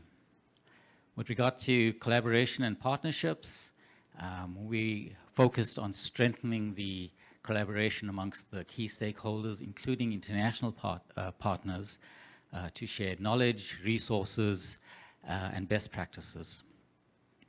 On public awareness and education, that becomes important for this technology, and through education and outreach programs, as well as establishing a platform for information exchange, networking, as well as the development of safety standards, education resources, the dissemination of technical and commercial information to the public, industry, and government organizations. So why hydrogen? Hydrogen is a clean energy source.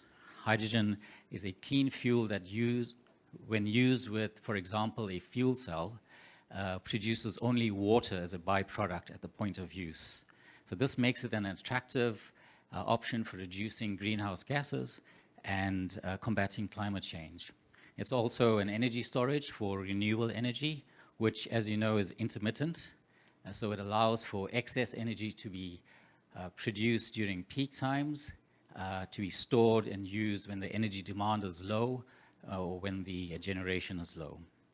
Hydrogen is also a very versatile chemical, which is used in a variety of sectors, and it is also the most abundant element in the universe, making it virtually a limitless resource. Hydrogen becomes critical then in decarbonizing sectors that are hard to electrify, such as heavy industry, long-haul transportation, and aviation. By producing hydrogen domestically from renewable resources, countries can reduce their dependency on fossil fuels and also increase their resilience and energy security. So why now? The global net zero emissions by 2050 target requires a significant and immediate changes in energy infrastructure. Green hydrogen using renewable energy offers the pathway to decarbonizing these sectors that are difficult to electrify. By delaying these hydrogen projects, we risk missing the climate targets and worsening the impacts of climate change. There's also advances in hydrogen technologies, which have now reached the tipping point where large-scale deployment is now feasible.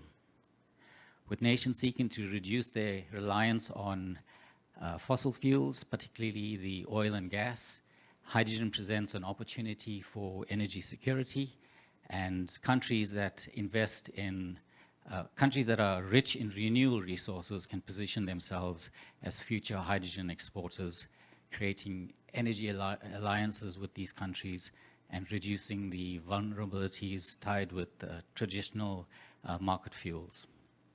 So early adoption of hydrogen strategies can give countries and companies a competitive advantage in the emerging hydrogen markets.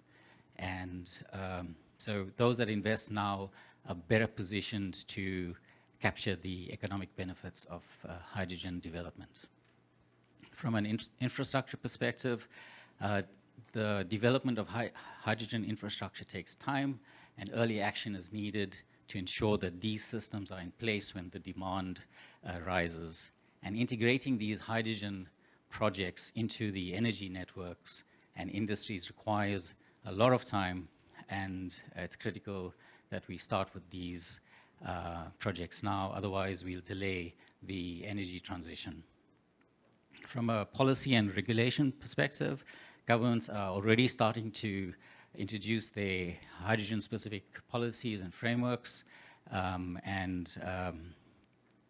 acting now allows nations and industries to shape these policies to ensure that they're favorable when investment is needed to build these ecosystems. So just to give you a global outlook on hydrogen, I'd like to present some projections for 2050. So the global hydrogen demand is estimated at 120 to 600 million tons per annum. That's shown on the graph on the right-hand side, based on a fading momentum scenario to a net zero scenario. About 60 to 80% of the global hydrogen would come from electrolysis using renewable energy. And we expect the green hydrogen cost to decline to about $1 to $2 per kg, making it come on par with conventional fuels by 2030. And this would be achieved through the reduction in cheaper renewable energy, more efficient electrolyzers, and economies of scale. Then there's opportunity to reduce the carbon emissions by 6 to 8 gigatons of CO2. That's significant, and it contributes to about 20 to 30% of the global CO2 reductions, which is needed for our net zero goals. From an economic perspective, we expect to add about 30 to 40 million jobs by 2050, increase the annual revenue by $2.5 trillion US, which would require about a 10 to 15 million, trillion cumulative investment. The graph on the illustration on the bottom right-hand side shows the major flows of hydrogen and the hydrogen derivatives, and you can see there's an extensive and deep links that connect the globe, most of it moving from the Americas, Africa, Australia to Asia and Europe. This slide here just gives you a snapshot of all the projects. There's about 1,572 hydrogen projects that have been announced globally, which account for about $680 billion US in direct investment. $75 billion invested already have passed the final investment decision, and 48 million tons per annum of clean hydrogen to be supplied through 2030. 75% of this will come from renewable energy, and only 25% from low carbon sources. So the opportunity for Africa is a tremendous one, but it also comes along with some challenges. As you know, Africa enjoys world-class renewable resources as well as an abundance of land. So it positions Africa to be a renewable hydrogen producer for export and local consumption.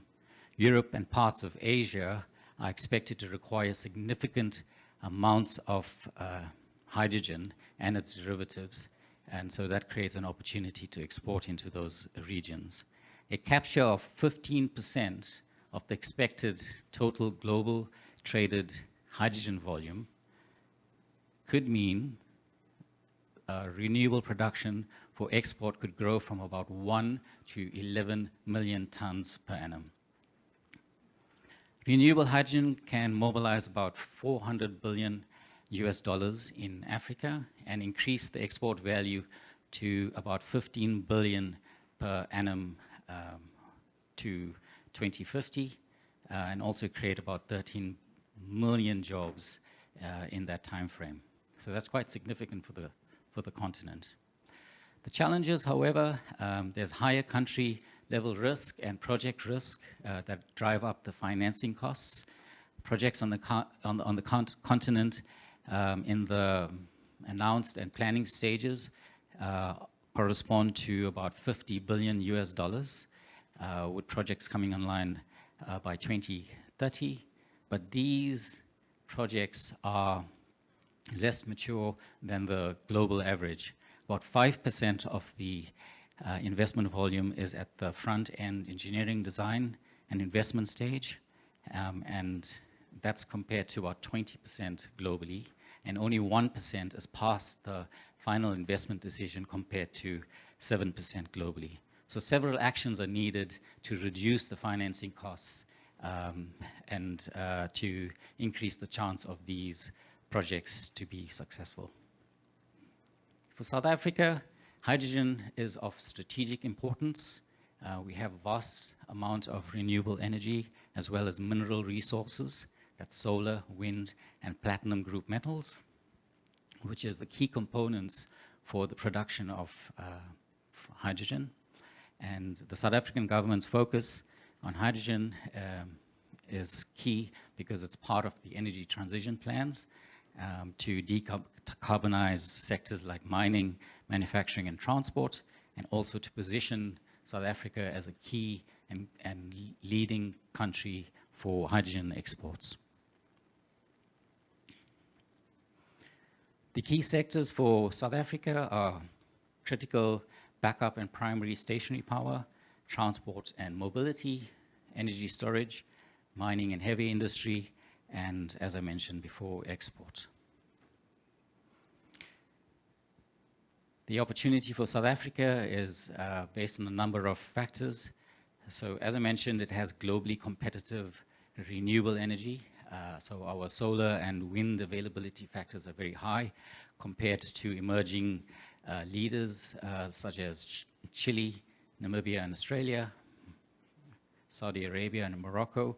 That increases the utilization of these electrolyzers which are needed to produce the hydrogen, ultimately lowering the cost of the hydrogen and its competitiveness for exports.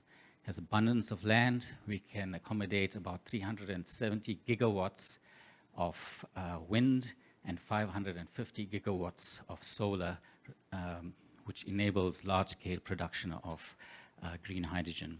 From an economic growth perspective, we expect to add about 400,000 jobs by 2050, 25 billion or 6% to the GDP by 2050. Including greenhouse gas reduction, trade balance, and attracting foreign investment. Green hydrogen enables the transition to a low carbon economy, about 10 to 15% emissions reduction in the downstream industries like cement, steel production, petrochemicals, and heavy-duty transport. It also gives us reduced dependency on fossil fuels and a contribution towards a diversified, resilient, and secure energy economy. As I mentioned, South Africa has large reserves of platinum group metals, which offers it a competitive advantage for localization of key components like the catalysts and the MEAs that are needed for the fuel cells and electrolyzers. It also has technologies using Fischer-Tropsch and direct reduced induction, which positions South Africa to supply products like sustainable aviation fuels, green bunker fuels, green methanol, green ammonia, green steel, and green explosives.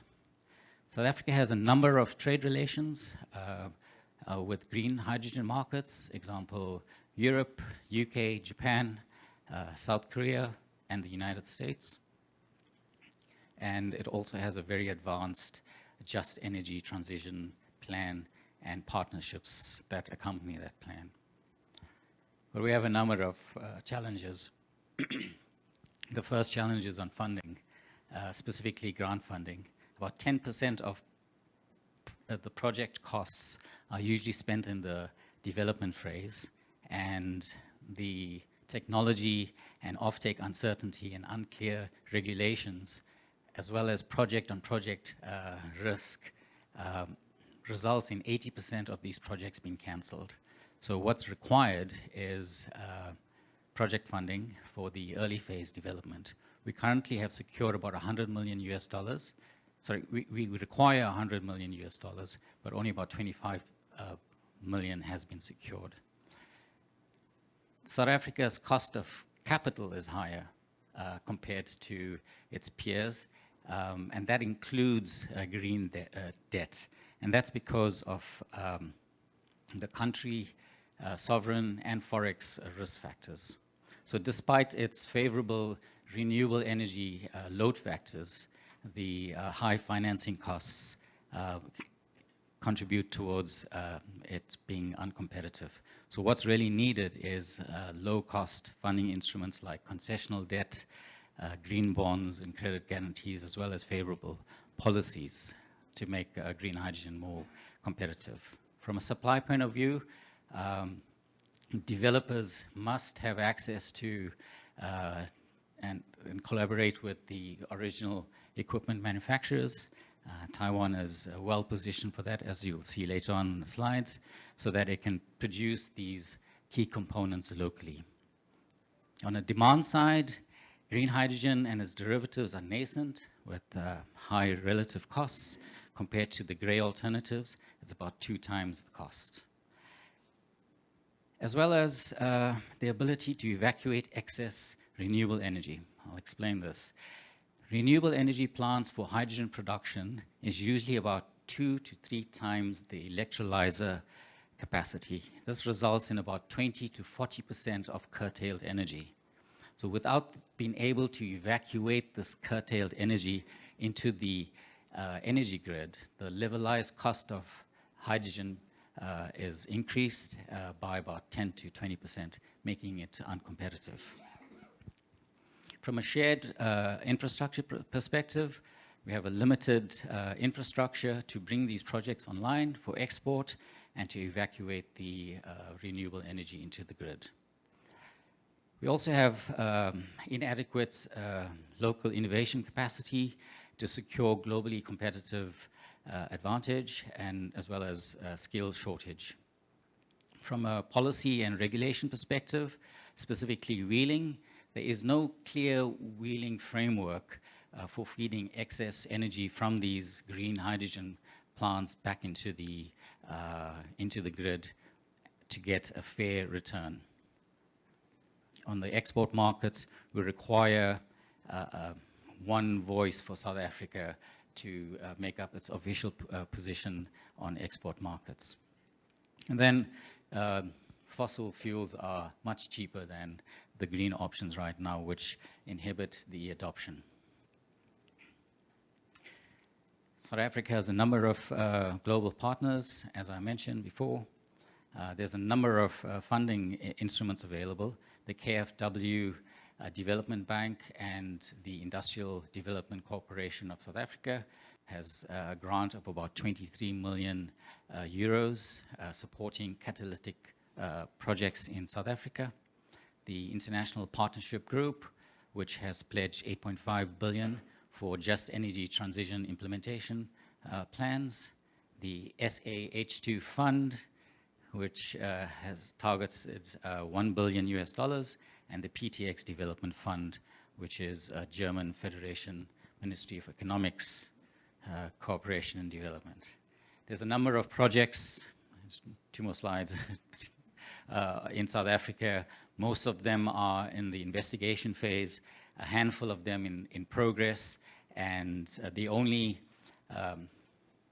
project that's been completed is Chem's investment in Chem Energy in South Africa to produce fuel cells. Huge capital is required, up to $133 billion US. In Taiwan, there's a number of green initiatives. The government is leading that with the Ministry of Economic Affairs, which is instrumental in pushing hydrogen innovation and the adoption of fuel cells. So that's key. So that brings up the opportunity for key collaboration areas for technology transfer, investment in hydrogen infrastructure in South Africa, JVs to collaborate with manufacturing of fuel cells and electrolyzers, and capacity building. So in conclusion, South Africa is well positioned to become a leader in hydrogen economy with opportunities for international collaboration. The Taiwan-Africa Strategic Partnership presents a unique opportunity to scale up hydrogen industrialization and commercialization. The Taiwan-listed company, Chem Corporation, is a global leader in hydrogen and fuel cells and is already invested in South Africa. By developing these markets in South Africa and Sub-Saharan Africa, it presents an opportunity for Africa to access these technologies and skills and products to anchor and to form a cornerstone to establish the green hydrogen economy in South Africa. So in conclusion, hydrogen offers a pathway to Africa's green energy future, and collaboration is key to achieving these goals. Thank you. Thank you, Mr. Angelim Maharaj. And to all the speakers for their insightful presentations. We appreciate your experiences. When the movie ends, the bonus scenes comes. Dear guests, please allow me to introduce Dr. Oman Bala to deliver the best wishes from a special guest of Nigeria. Let's welcome Dr. Oman Bala.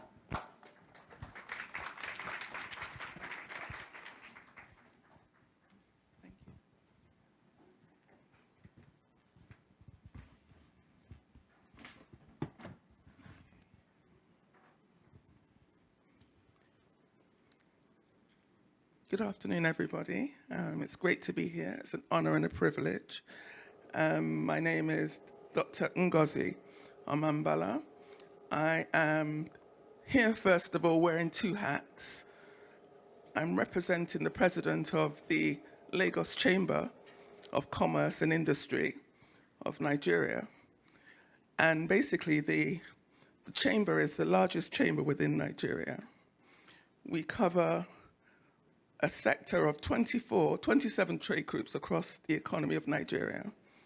We are the organized voice of the private sector within Nigeria, specifically Lagos. We represent 4,000 private companies within Nigeria.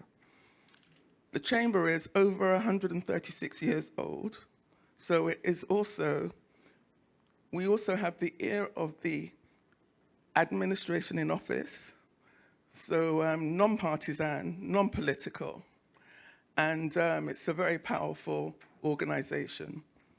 So I'm here also as chairperson of the Creative and Entertainment Group, which is also a quite profound trading group within the Lagos Chamber. As you probably know, the entertainment and creative sector is a very powerful force globally.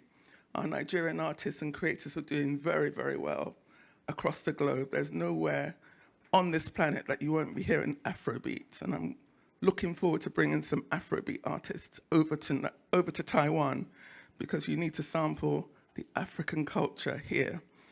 So before I delve into what I do, I just want to address what my president of the Lagos Chamber wants to present to you. Unfortunately, he wasn't able to make it because I think Dr. Bala mentioned that we have currently ongoing the International Lagos Trade Fair, which is Africa's biggest trade fair. Taiwan has representation over many years. I'd like to see more. It's a 10-day festival, always from the 1st to the 10th of November.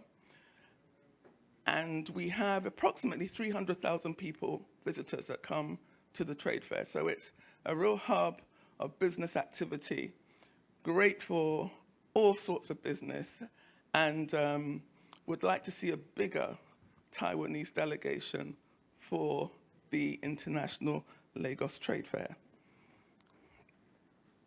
So, opening remarks by the President of the Lagos Chamber of Commerce and Industry, Mr. Gabriel Idahosa, FCA, 2024 Taiwan Africa Business Forum. Addressing this distinguished gathering at the 2024 Taiwan Africa Business Forum is a privilege. Today, we are presented with a unique opportunity to strengthen further the ties that bind our regions and propel our shared economic futures into a new era of cooperation. With its burgeoning economic potential and Taiwan's technological prowess, Africa offers a fertile ground for mutual growth and prosperity. As we stand on the brink of deeper collaboration, reflecting on our journey so far and setting a bold vision for the future of Taiwan-Africa economic relations is essential. The Africa continent, home to over 1.3 billion people, has demonstrated remarkable economic growth in recent years. With an average GDP growth rate of 5.5%, Africa attracts global attention for its abundant natural resources, youthful workforce, and emerging market opportunities. The African Continental Free Trade Area, AFCFTA, which is the largest trade bloc in the world by the number of participating countries, offers enormous potential for intra-African trade and global partnerships. This makes Africa an invaluable partner to economies like Taiwan. For Taiwan, the opportunity lies not only in resource-based exchanges, but in creating partnerships that harness the full potential of Africa's industrial revolution. Our collaboration can help bridge gaps in infrastructure, information technology, energy, and manufacturing sectors. In the past few years, we have witnessed impressive growth in trade between Taiwan and Africa. Trade volumes soared from 4.65 billion in 2018 to 7.81 billion in recent years, which is an astounding growth of nearly 70%. These numbers are indicative of the tremendous opportunities that lie ahead. Taiwan's commitment to Africa has been evident, with partnerships spanning sectors like healthcare, agriculture, technology, and manufacturing. Key countries such as Nigeria, Eswatini, South Africa, and Ghana have been vital in these exchanges. Nigeria is Taiwan's second largest trading partner in the sub-Saharan Africa, playing a crucial role in this relationship. Taiwan's presence in Nigeria was solidified by the successful Taiwan Trade Business Forum in Lagos in May 2024, which Mr. President, the LCCI, and I both attended. This forum highlighted Taiwan's expertise in sectors like electronics, machinery, clean energy, with 9 leading Taiwanese companies showcasing their products to Nigerian businesses. The partnership between Nigeria and Taiwan is one of mutual benefits, as both economies complement each other in key sectors. With its vast natural resources, Nigeria offers Taiwan opportunities to access raw materials for industrial production. At the same time, Taiwan's cutting-edge technologies and advanced manufacturing capabilities provide Nigeria with essential tools to harness its industrial base. Earlier this year, during the Taiwan Trade Business Forum in Lagos, discussions focused on expanding trade in energy, telecommunications, and the automotive sectors. Leading Taiwanese companies like Electronics companies, Mobeltron Electronics Company, and the Voltronic Power Technology Corporation demonstrated their capacity to offer competitive, high-quality products that Nigerian consumers and industries can leverage upon. Looking ahead, we can expect Taiwan to play a key role in Nigeria's transition towards becoming a more technologically advanced economy. Areas such as ICT, clean energy, and education will be crucial in shaping the next phase of Nigeria-Taiwan trade relations. Beyond the success stories of Nigeria, there are many untapped opportunities across the African continent. Countries like Ghana, Kenya, and South Africa are already growing interest in Taiwanese technology and products. Taiwan's status as the world's 17th largest merchandise exporter, ICT, and high-end manufacturing expertise makes it an ideal partner for these rapidly developing African economies. Moreover, Taiwanese businesses can exploit Africa's young and skilled labor force, particularly in the manufacturing, fintech, and logistics industries. By establishing more joint ventures and manufacturing hubs in Africa, Taiwanese companies can help bolster local industries while also benefiting from Africa's expanding markets. Establishing the Taiwanese African Economic Forum and initiatives like the African Cultural Festival, hosted by institutions like Taiwan Medical University, have also laid the groundwork for future cultural exchanges. These events provide a platform for mutual understanding and trust, which are critical to sustainable economic partnerships. In the spirit of true partnerships, it is essential that Taiwan's engagement with Africa goes beyond mere business transactions. We must ensure that our investments and partnerships contribute to sustainable development across Africa, particularly in education, healthcare, and environmental conservation sectors.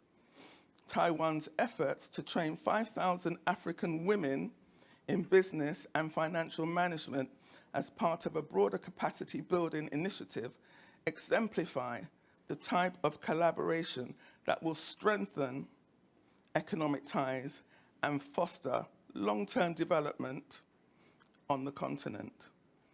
Additionally, Taiwan's involvement in Africa's healthcare sector, including partnerships in medical research and disease prevention, further underscores the potential of this collaboration to make tangible difference in people's lives. As we look ahead, the possibilities for Taiwan-Africa relations are boundless. With the rise of the AFCFTA and Africa's strategic importance on the global stage, Taiwan is well positioned to be a very key partner in Africa's continued development. For African countries, including Nigeria, the opportunities presented by Taiwan's advanced technologies and manufacturing expertise offer a pathway to industrial modernization and global competitiveness. To fully realize this potential, both sides must commit to fostering deeper connections, expanding bilateral trade, and investing in human capital. We can build a future where Taiwan and Africa thrive and lead in innovation, sustainability, and prosperity by working together. I would like to thank the 2024 Taiwan Africa Business Forum and organizers for providing us with this platform to strengthen the economic bonds between our regions. Let this forum serve as a springboard for new business partnerships and groundbreaking collaborations that will define the future of Taiwan-Africa relations. Together, we can build a future of shared prosperity, leveraging our respective strengths for the betterment of all our people. Thank you. Thank you. We appreciate your time and patience. Now we will take a 30-minute tea break. This is a great chance to enjoy some refreshments and network with each other. Thank you.